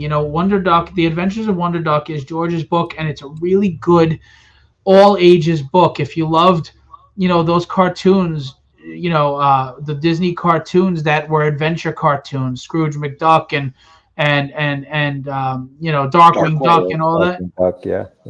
You're gonna love his book, which will be monthly in stores soon through Filbo Distribution. But anyway, that's another story. But until you give us a chance, as writers, it's very hard because when you're an artist, at the very least, you draw what you draw, you put your effort and your time into it, and it's there for everybody to see instantly. They know if they like it or they don't. When you're a writer, you have to read the book to know if we're good or not. And if you don't give the book a chance, if you don't give us a chance, how will you ever know if we can write? You know? And I always say this, I'm not going to tell you I'm a good or a bad writer. I mean, my opinion of my writing is irrelevant. You tell me if I'm a good writer, but you can't do that unless you buy the books. Invest. If you've never bought anything from me before, just give Poppa a try. You might really like it. I That's agree, all I'm my brother. asking. I agree. Hey, listen, I know you guys are going to go on. I have to run out because I do have to finish some work, but All right. I will see you tomorrow, Phil. And thank you for having me on, Gary. Great meeting you. Everyone Same. watching, please support Poppa. This book needs to get funded. We need to get it funded, and you're not going to regret it. But thanks, Phil. I will Real see quick, you. tell us about you, where to find you, what your shows, whatever you're doing. Yes, yes. All right. So go to my website, which is getyourmeds.com. You can also follow me on Instagram. There's my handle right there at get_your_meds. I have, like Phil mentioned, a book called The Adventures of Wonder Duck. I have a book called Rust 5377 and a book that's right behind me called The Shameless Plug that's coming out soon. And like Phil said, my stories are very much for all ages, specifically for a younger audience. Some books are for, YA, young adults. And yeah, check it out. Check out the website. And I'm also on a podcast called Catch the Craze with Sam Vera, who also has a Kickstarter right now called There's an Alien in My Toilet, which you guys should check out. And we go live on Tuesday evenings from 8 to about 9 p.m. for about an hour, where we interview independent creators like you guys, and we talk about your projects. So yeah, check me out. And YouTube, go to my channel on YouTube as well. All right, guys, thank you so much again. George, mañana. Yes, I will see you mañana. Later, guys. Good night. See you, George. Actually, I'm glad we have Bo and some people in here, because we were going to talk a little about Silver Age comics, because Poppa is written like a Silver Age comic. Before we do, I do want to address Bo. The hardcover omnibus are on their way from China now. They're being boated over. It unfortunately takes several weeks, but they are on their way. They just sent me tracking a week ago. So they're on their way. All the other stuff has been ordered for the extras that other people got, etc. So we're good to go. The books will be there soon. As far as the other stuff, Bo, we just have to work that out. Gary is actually the person I was talking to about arranging that. So I will talk to Gary about it after the show. He was away on vacation. Never annoying me, Bo. I appreciate you greatly. I really do. Thank you, Ryan. You're very kind. Ryan, please put your links in the chat to your show. Ryan has a great show that he hosts as well, with great guests all the time, and he does all pop culture, not just comic books. There's movies, a lot of movies. He's a big movie buff, and a lot of other things. So check out what Ryan is doing. All right. So as far as Silver Age, and Bo, you can join in this. Ryan, anybody. Silver Age is really where I literally started with Bronze Age right away, but because Silver was right behind it, it's like what, 1956 to 1970 or so is Silver Age. I right away I got into X-Men. I went back. I started reading it. So that was really like the roots of where I started. And I mean, what do you think are some of the elements that make Silver Age comics distinct or great, different than everything? Because when we went to Bronze Age, there was a change, and then of course we went to more modern stuff. The 90s was different. It was the bad girls and more violence and stuff and darker. And then where we are now, I'm reading Silver Age X-Men now and I'm loving it. Yeah, it's fantastic. So what are your thoughts on Silver Age books, Gary? Do you have any? So, I mean, for me, I was obviously, you can't tell by the color of the hair, but I was younger when Silver Age books were out, so I didn't get introduced to them until a little later. But the ones that I did see at the time, I could barely read them. So it was more like a physical thing for me. The artwork is what caught my eye, and the colors, the vibrancy of the colors, really stands out to me. And I feel like a lot of that is apparent in my what I would call soft inking style. Like I kind of similar to a lot of the older stuff. Right. But my first introduction to Silver Age would have been early Spider-Man Ditko stuff. Okay. You know, Spidey was my guy. As far as like the appealing part of storytelling, I did like how stories tended to just be one issue, and then you could pick up the next issue. Well, what's the old saying? It's a new customer every issue, or something like that, or Right. every book is someone's first book, something like that. Right. Right. That I think is something that's missing now. But I wouldn't say it's necessarily a bad thing. It just might be something that's more appealing to others. Some people might like a one-off, and other people Right. like the long, drawn-out story.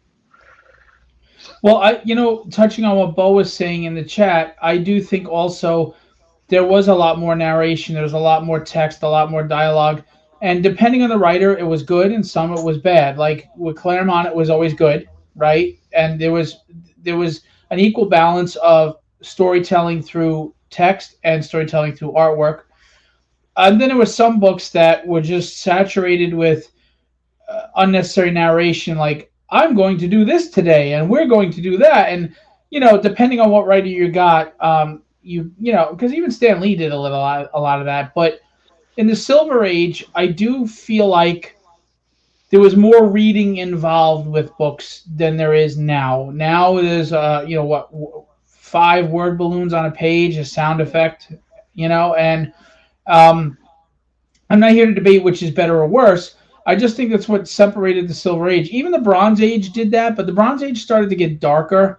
Death of Gwen Stacy and stuff like that. Like, it got a little rougher. So in the 70s into the 80s. So I think the Silver Age was the epitome of more storytelling through narration with a more overall family-friendly like they tackled, like the X-Men would tackle serious issues like bigotry, but not in this dark, brooding way, Yeah, and I think that was the appeal of the Silver Age. like when did the comics code go into effect? Like, I guess it would be like a marriage of things. The art and the story were complementary of each other. One didn't overpower the other all the time. Whereas like with the more modern stuff, sometimes the art's so overpowering that you don't necessarily realize there's words on the page, or vice versa. It's very like monologue heavy, and the art's not very good. I think the Silver Age was a very good balance of both. Yeah, I agree. Sorry, Roland Man is messaging me. I agree. Hey Tassin, thank you. I appreciate that. I agree with you of that balance. And again, you made a great point by like how you could pick up any issue and it's a good start point, which I agree. But they did have overarching threads, kind of like the CW does at times too, right? Like maybe you get 2 or 3 issue story arcs, and then there's one issues, one-offs.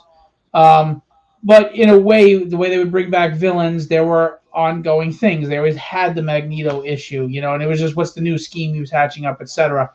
And I think it was appealing. And it was appealing because that 12-year-old kid can pick up the book, read it, really, and reading, not just looking at pictures, because of that balance.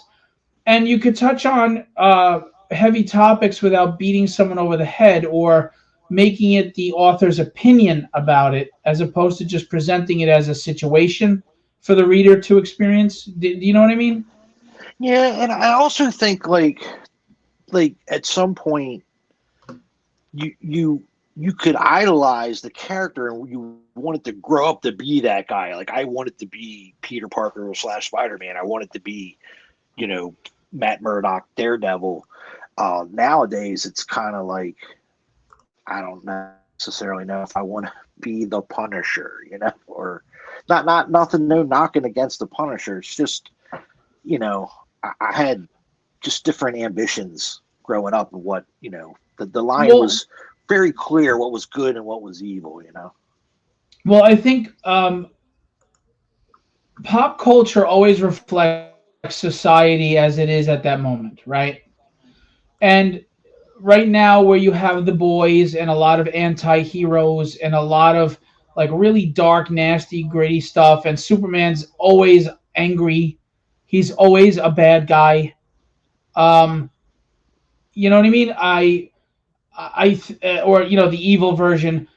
I think that reflects off of the fact that it's an angry society right now, and everybody's at odds, and everybody's looking to be pissed about something, and we're blurring the lines between good and evil. And I think Silver Age was pretty definitive about this is bad, this is good. And then don't get me wrong, good storytelling will give you villains that have gray area, and you may not agree with what, like Thanos in the movies, even, or what Magneto had become. You may not agree with what they're doing, but you understand why they went that route, right? Um, so I think Silver Age was pretty clear cut. This is the good guy, this is the bad guy, this is the story, good guy beats bad guy. And that seems like a cheesy cookie cutter thing for today's audience because they're so jaded. But back then, that's what we loved. We wanted our wholesome Superman. We wanted, that's why the Richard Donner Superman holds dear to a lot of older people, because it was that wholesome Superman. It was the right and wrong, and it's pretty clear and definitive. We have the Venoms, we have the Punishers, we have all great characters, and I do enjoy anti-heroes, but you're so saturated with it now that we don't even know who the heroes are anymore. Like, we're justifying things for heroes, And I think Silver Age was pretty wholesome. Yeah, and it's so congested now. Like, there's so much of it that's constantly being bombarded at you that it's hard. Back in the Silver Age, you had your comic that came out once a month, maybe a cartoon.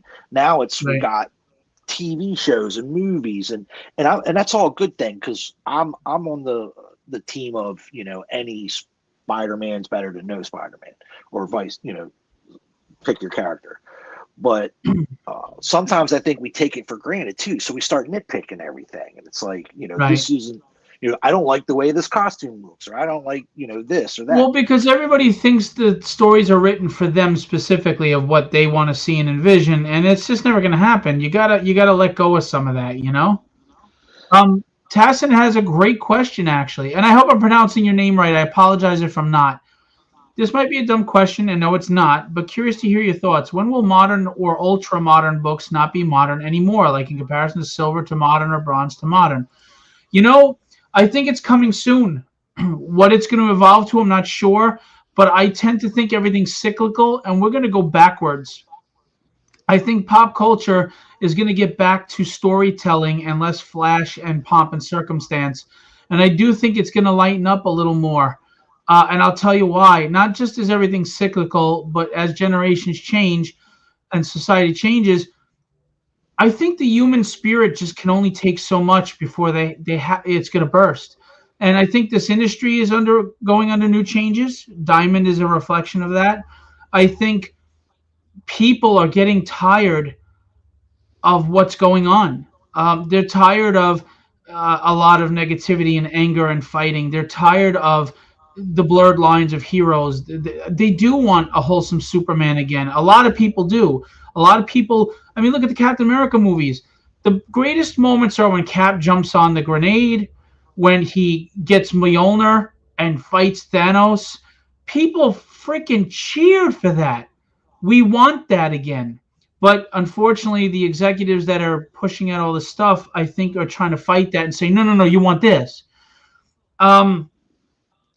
I think people are starting to get away from the boys, and they want to get back to the Justice League. I do.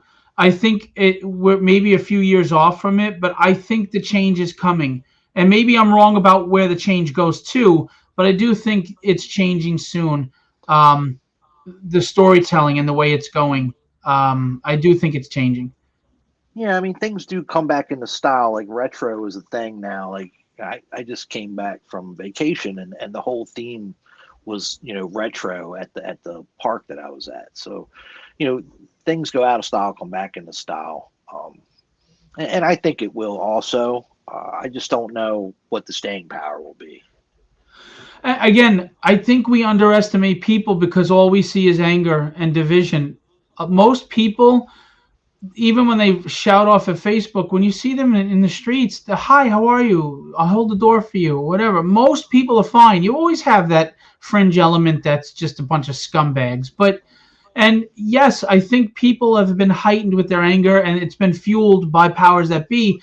But I think that anger is just exhausting after a while, and at some point something's got to give and people are going to just revert. Like I mean, look at you and me, Gary, as we get older too. We're like, I don't want to fight anymore. I'm fucking tired, man. I just want peace. I want happiness. I want to enjoy the time I have left. I mean, you know me, I'll turn social media off weeks at a time. It's vital for If my it wasn't for condition. my publishing company, I wouldn't be on it.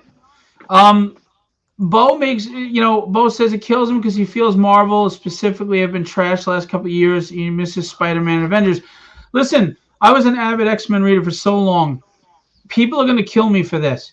Grant Morrison, in my opinion, was the start of the downfall of the X-Men. And then the movies, the movie rights being with Fox.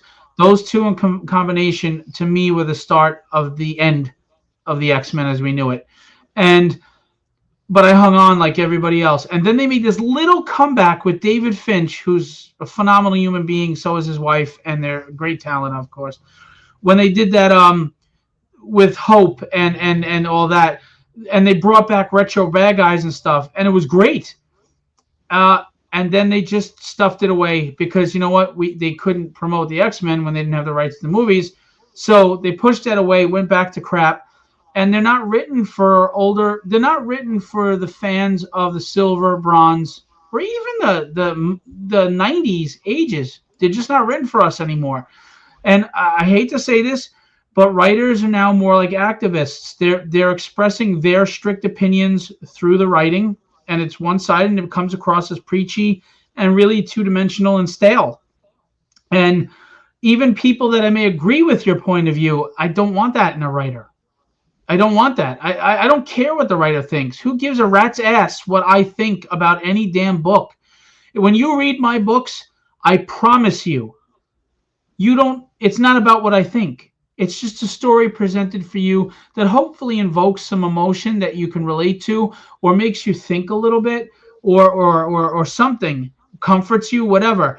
But I will never preach to you. Who the hell am I that my opinion should matter to you so much that you need to pick up my book for $4.99 or whatever just to hear me preach at you what you should think about immigration or this or that? And then I'm doing it. I'm not even doing it subtle. Like X-Men dealt with bigotry, but they did not deal with it through this is how I feel about it as a writer.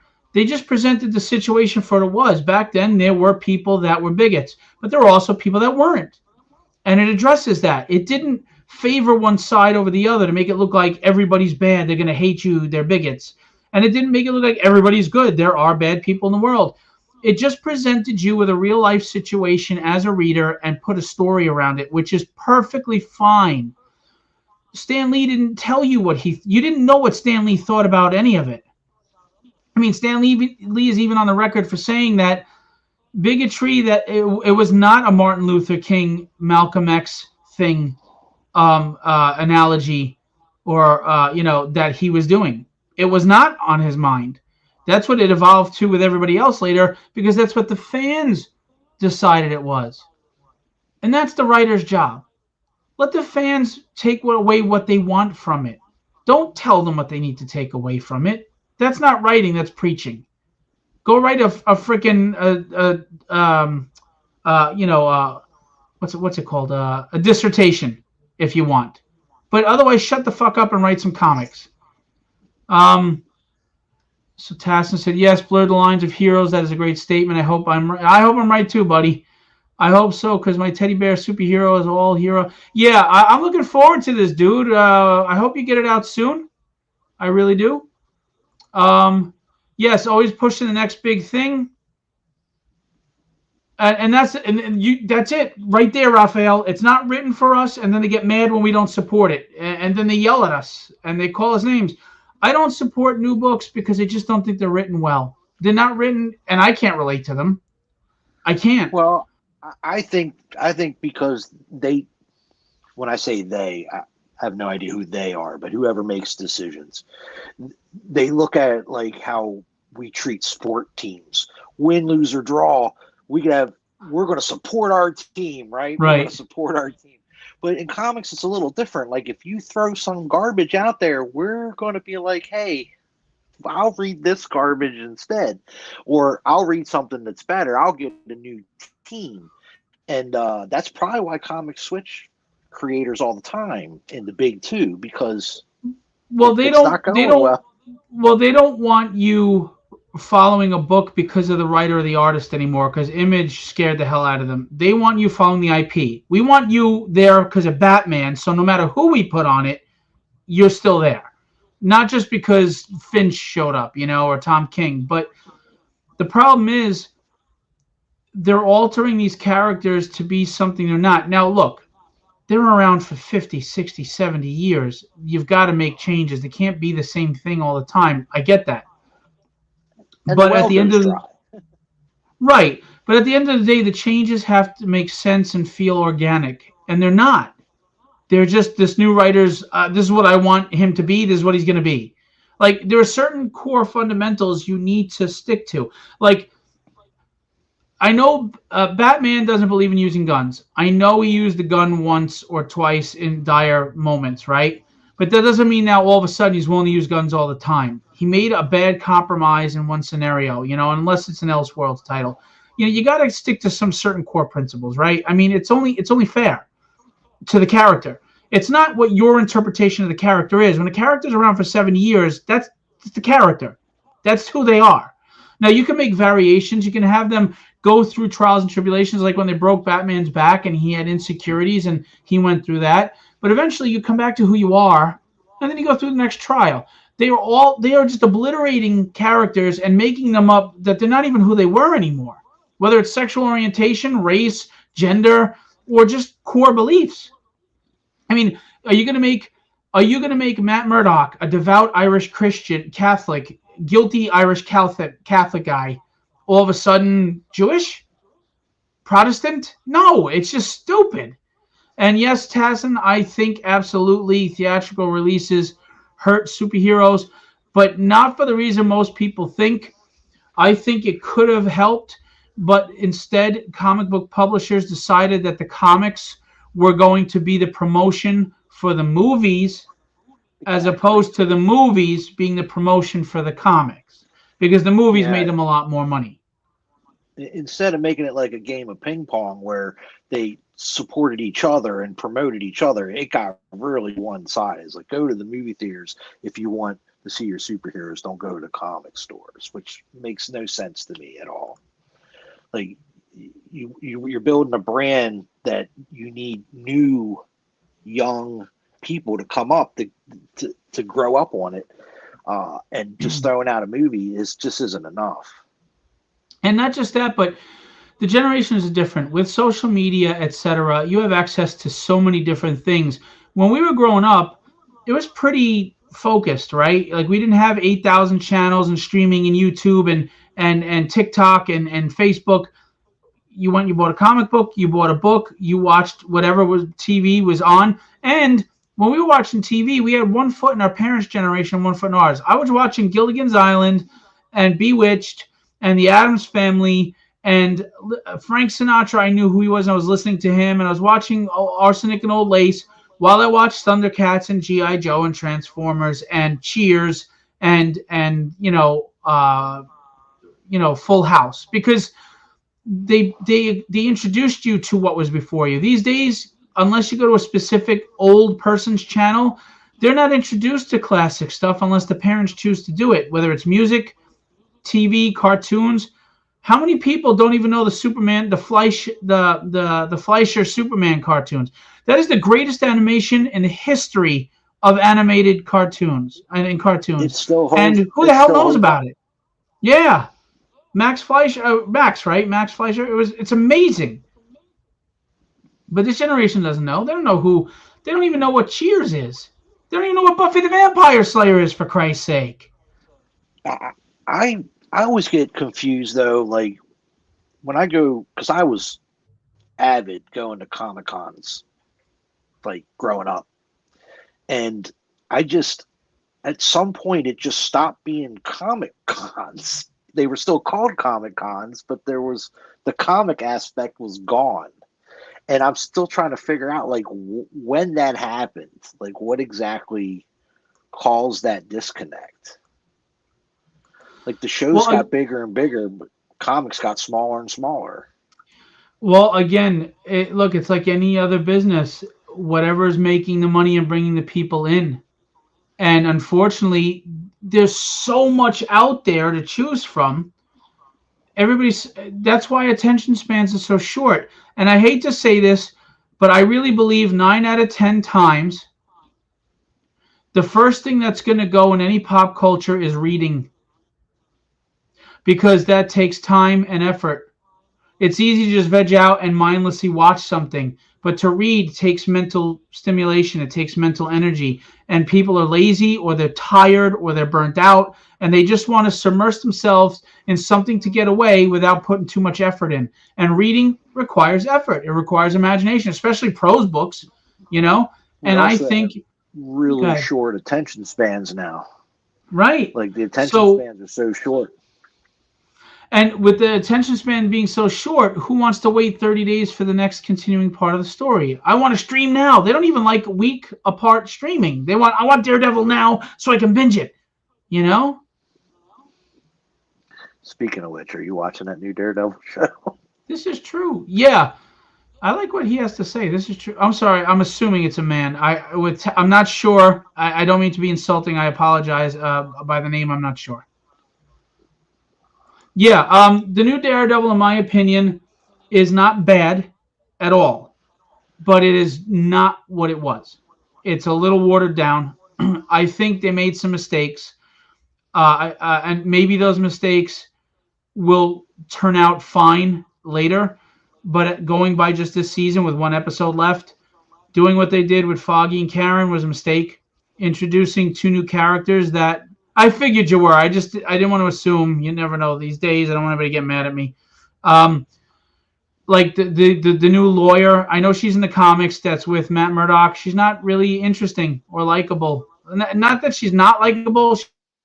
She's just not relatable. You know. I think she's gonna be Typhoid Mary later. But the therapist, I don't like her. She's annoying. And I think she's going to become Typhoid Mary. She's shown tendencies. I mean, of being off. And the action is far in between. The fight scenes are okay, but they're nowhere near the choreography of that original series. Hell no. Yeah, see, I thought the fight scenes were pretty good. I was impressed with them, and I was kind of impressed with how we have a Daredevil show with no Daredevil in it hardly. But We'll see how it ends. It's just didn't they do this before? But didn't they do this before, where he was battling, do I want to be Daredevil or not? I mean, this show got interesting to me. The episode after the bank episode annoyed me, but when Fisk finally just lost his shit, and then Daredevil finally went out there and lost his shit, I was like, all right, here we are. This felt like the beginning of the season. It felt like the first 10 minutes of the first episode, and then the next bunch of crap was meaningless to me, and then boom, where he's back to being Daredevil and Kingpin's being a son of a bitch again. That's when it seemed fine to me. But that stuff in between is like, it's the same filler shit that killed Walking Dead. Yeah, it's like the buns are the best part of the burger. You know what I mean? It's weird. Like all the meat in the middle is right. Good. Just give me the bun. But I obviously I don't I'm not a Daredevil reader. I did, some of the Frank Miller run. You mentioned Typhoid Mary. I was there for that. So like this Muse character, like, is new to me. Yeah, he's And new then to me I'm because like, he was okay. introduced in the last like 4 years, I think. Yeah, and I was like, okay, cool. We got somebody, and then boom, he's gone. It's like throwaway. Right. Character. Because he was just a device to get Daredevil to say, you know what, the law enforcement is failing us. I need to be Daredevil again. That's why. It was a plot device instead of being a plot. Yeah. By the way, thank you, Raphael. I appreciate that. I miss running them too. I will get back to running my conventions eventually, but thank you for saying that. Go ahead. Sorry. No, you're fine. It's weird because on my screen, like, it'll pop up their questions, but you've already seen it before I did, so it's kind of Raphael, everybody go check out the Written Writ. What time is it? Is it 11:30 is your show, or 11 o'clock? And DM Ray will be on with Madcaps, which is a Philbo Publishing book. I am going to remind you, if you back a physical copy of Madcaps and you back a physical copy of Poppa, you will get my entire omnibus, 428 pages in a digital PDF format for you to read everything that I've published in my catalog. Anyway, sorry, go ahead. I just like, if you're gonna back any one of the books, you might as well back both and get that bonus. That's like a no-brainer. Dude, it's 15 books, 428 pages. It's like, because you spent $30. Yeah. Right. I mean, that's the biggest win of the century. Getting 17 books. You know. I am going to wrap it up. Today is the 1 year anniversary of my dad's passing. That's my dad, like I said, in Vietnam. And that's why I wanted to launch today. He is a Purple Heart recipient, Medal of Accommodation, and not of honor, but I forgot the name. But he's had several medals, and he is gone. Unfortunately, cancer does not discriminate, and cancer has the winning record so far in the human race. And I don't know if you listened earlier, but I'm not going to rehash all of it. But Poppa is dedicated to him, and it is subconsciously, it was written about him and I and how we had a tough relationship. But at the same time, it's not just about what a father would do to sacrifice for his family. It's about, we don't understand what fathers go through because they suffer in silence. They stay quiet.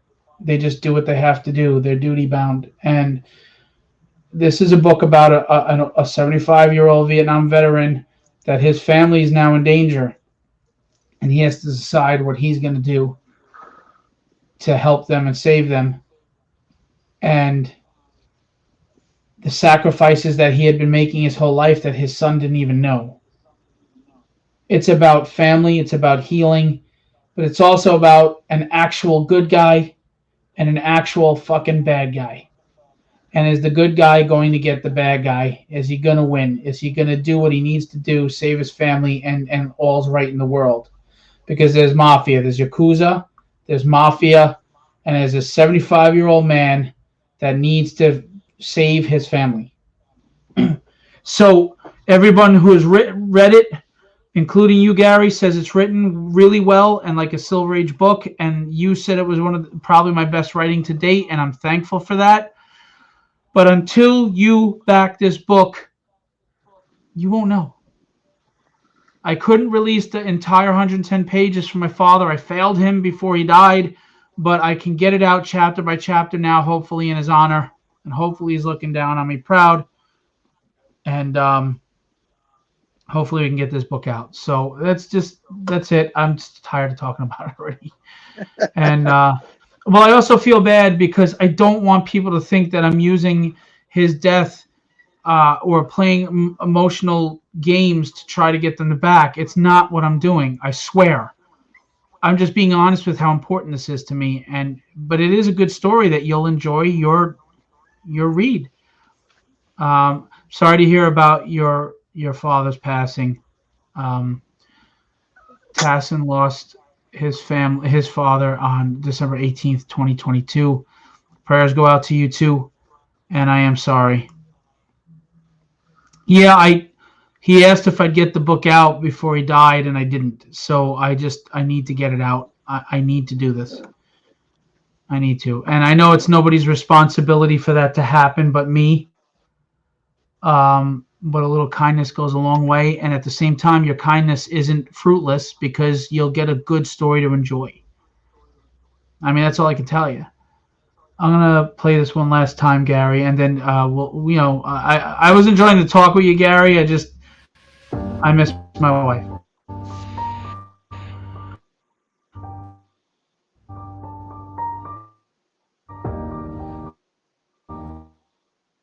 Meet Bruce Rogers, a 7-year-old Vietnam years, his son, daughter-in-law, and 12-year-old granddaughter, Melody. Bruce and his son have a strange relationship that has never been resolved. Melody is the light of Bruce's life, as they've formed a bond that never grew between him and his son, Craig. When a threat to Bruce's family arises, this old man must decide what he's willing to do in order to keep his family safe. What would you do?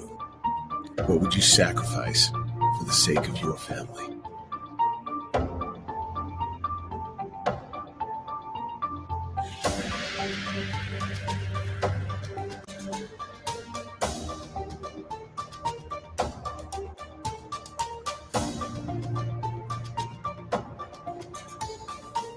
Like I said, ignore the coming 2024. That's when it was going to be a 110-page graphic novel, which we couldn't get out in time. So with that, we're at $319, 11 backers. I remember a time where Tragedy would be at $2,000 right now, and I'd be making $13,000 on the campaign. And for whatever reason, those days are over, at least for me. But if we could get to 2,000 in the next week or so, I would be grateful. Every single dollar is going to get this book made, and like I said, $2,000, to be honest with you, isn't all of it. I'll pay whatever else I have to after that out of my own pocket. I just need to get this book done. Anyway, it really is your best writing for sure, and I've read everything you've written, including things that have not been published yet. And I can 100% say this is the best one. Bo, I'm there just because I enjoy talking with you and your show, but absolutely, thank you. I would love to. I'll reach out to you after. Yeah, and I appreciate that, Gary, and I know that you're an honest guy, that you wouldn't say that if you didn't mean it, and that's one of the reasons why I respect you and you're a friend of mine, because I like to be surrounded by people that are honest. I don't want bullshit. I'm too old. I'm too tired, and I have no fucking patience. I don't know what time I have left on this earth. I give you shit on a daily basis about Tragedy, but this one, no shit's given. And it means a lot. It means a lot. And look, people read books for different reasons, right? Some want mindless entertainment. Nothing wrong with that. I'm a big Godzilla fan. There's nothing more mindless than watching two monsters beat each other up. Some people want an emotion to be, to elicit emotion. Some want it to be an angry emotion through horror or fear. Some want something that will resonate and stick in their heart and their mind for a while, touch them in some way, maybe make them feel like, hey, I'm not the only one who feels that way, or hey, I went through that. And I like to write stories that are entertaining and action, and they have the fun because they're comics. Let them fight, right? To quote a Godzilla movie. But at the same time, if you don't have a guy to root for or a woman to root for, if you don't have a protagonist to root for, then who cares if they fight? It's like, I grew up on Rocky. I'm a sucker for that shit, man. Rocky, Cinderella Man. You walk away feeling something. Gladiator, Braveheart. That's when stories fucking hit you, man. That's when they touch you. That's when you sit there and that tear rolls down your cheek and you feel their sacrifice, you feel their love, you feel their pain, you feel their journey, and you relate to it in some way, or you aspire to be them. It's what storytelling should be, and that's the stories that I try to write. And I don't know if I convey them well or pull them off. That's for you to decide. But that's what is at the heart of what I write. It has that entertaining action, but it's got characters that maybe there's a little bit of you in them.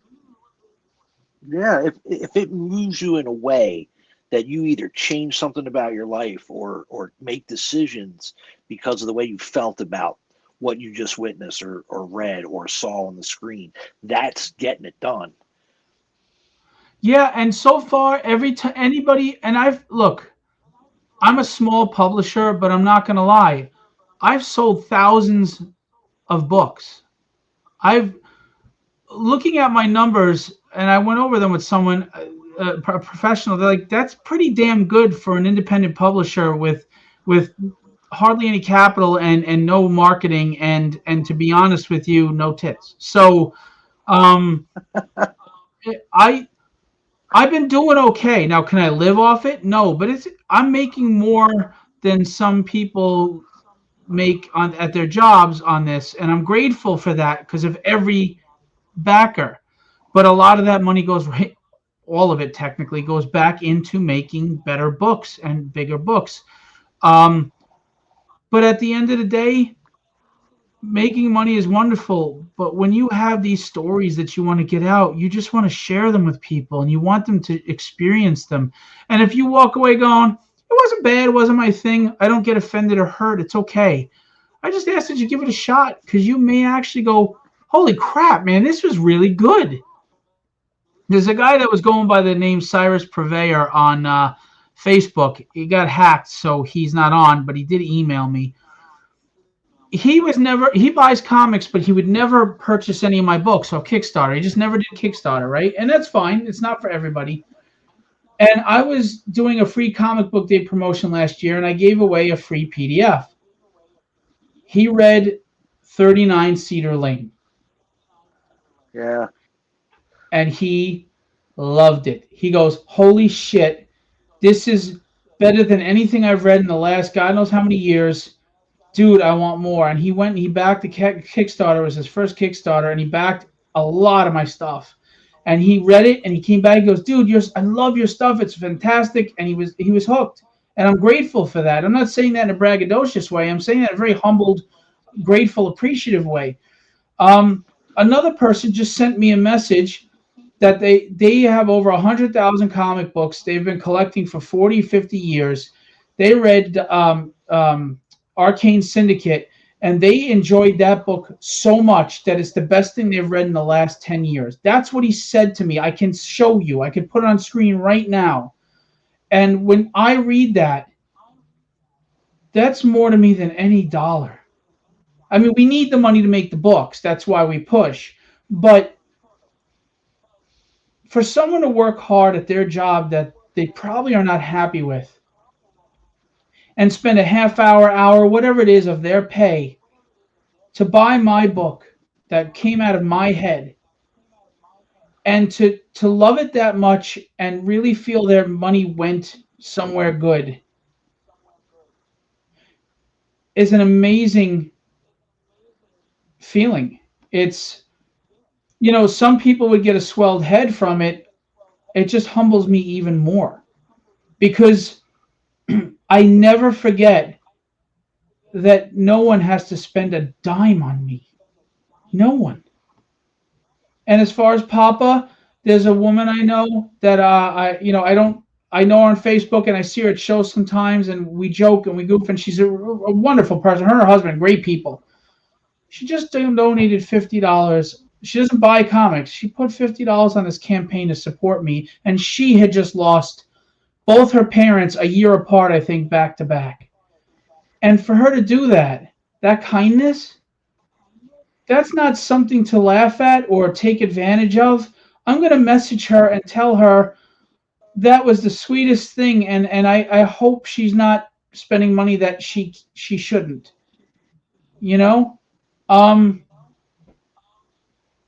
I didn't have a lot of kindness growing up. I didn't have a lot of support. I believed in myself even when I was told at 5 years old I should kill myself. So when someone shows me that support, that love, that kindness, it never goes unnoticed. It never Yeah, goes unappreciated. Unappreciated. you never know, when you're going to be that one person that makes all the difference for someone. You know, Yeah. that's why I always try to treat people. I wasn't always a nice guy, but I've decided to try to be as nice as I can be at the back half of my life because I just I don't I want people to remember me in a good way, not how they might remember me from previous interactions. Right. And it means a lot to me. Like, Well, you are one of the people, obviously, who's been great to me, George, Kenny, um, all the people that buy my books. I have a guy, why David? Why can't I think of his last name? I don't know. Oh, all of a sudden, I'm drawing a blank. Drummond. David Drummond lives in Vegas. He buys every single thing I put out there, and this dude couldn't back Arcane Syndicate. He had to drop his pledge because his house burned down. And the guy messaged me to apologize to me that he couldn't pick up my book because his house burned down. Like, screw me, man. Take care of you. Thank God you're okay, and I'm sorry you lost everything. right. He lost every book he ever backed from me. I'm sending him a package of all of the books he ordered. I have to get them printed again. Unfortunately, not first printing, but I am sending him a package of everything he's ever backed from me and replacing it on me. The man just lost everything, and he thought to message me about my stupid little book. What do you say to that? I mean, I don't. That's just. What do you say to that? You know? Well, you say what, actions like you take care of them. You tell them, hey, man, thank you. Thank you for everything. Let me take care of you. You have no idea how bad I feel, and guilty, and at the same time grateful. I mean, on levels that you just can't understand. I mean that when I say that. Look, I'm not trying to act like I'm some better than everybody else guy. I'm look, I'm an asshole with a temper just like everybody else. I drive my wife nuts. I made the most passive woman in the world punch a hole in the wall because I'm a dick sometimes. But like you, I try to be a good man. I try. I do the best I can. And that's all we can do.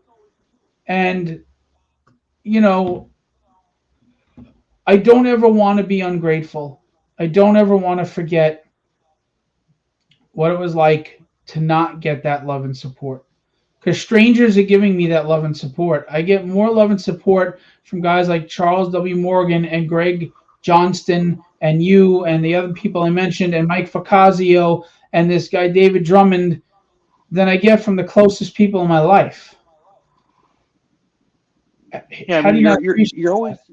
you're always going to be a villain in someone's story, isn't that the saying? So, like, Yeah, and don't misunderstand. Me acknowledging it doesn't mean I'm hurt by it or upset by it. I am who I am. I make no excuses for it, and I certainly make no apologies. There will be people that watch this video and they're turned off by me for whatever their reasons are, and most of them are probably their own issues, not mine. And I don't care. If you don't like my honesty or you think I'm a fraud and fake, I don't give a shit. If you think I'm too loud and outspoken or too honest, I don't care. There are people that were friends with me that have turned on me and unfollowed me on Facebook because they didn't like that I was saying what the issues were with the industry. I don't care. You know, Because anybody who shies away from me because I'm honest and truthful, well, did I lose anything? Yeah, look, Phil. You and I, we've had all the time. I've always said you can be abrasive, but you let me know up front that you're abrasive, and I appreciate that because you're being authentic, and I like authentic people Well, because because I I can feel work with that. well, I feel the greatest respect you can show someone is being honest with them. And if I'm upset with you, you're not going to get someone else telling you Phil's mad at you, he's talking bad about you. You're not going to get some bullshit post calling you like, stuff. You're going to get a DM or a phone call. Hey, dude, can we talk? I got an issue. And if it gets elevated, it's me responding to your response. If you stay civil and calm, I stay civil and calm. We'll talk it out. We'll fix it. We'll take care of it.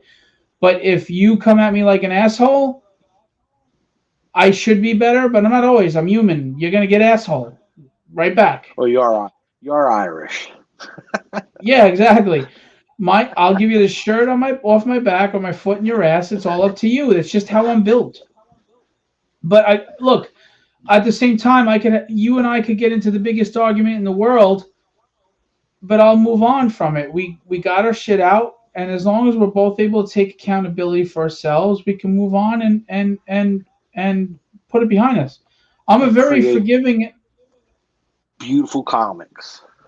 Yeah, I'm a very forgiving and understanding human being. It doesn't mean I'm going to eat shit. It doesn't mean I'm not going to. It doesn't mean I'm going to sit there and take somebody's shit. But I'll call you out. But I'm forgiving and understanding.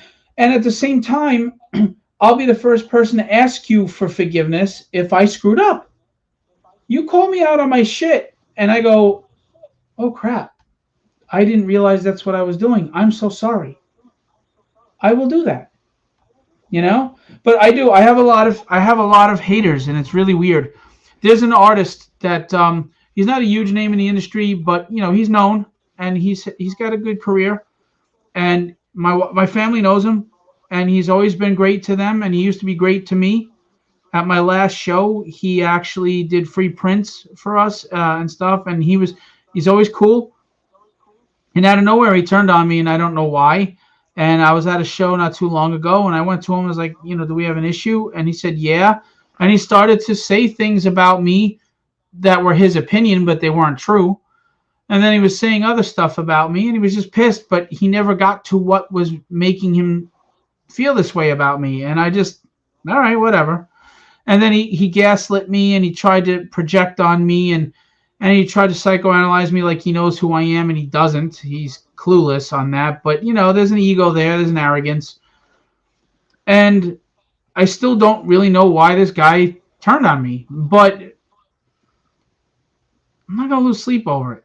Yeah, I would say you can invest a lot of energy in trying to get to the bottom of it, or you can just move on to the next thing. I can't. I look. At the end of the day, I have an amazing wife, amazing children. They love me. They care for me.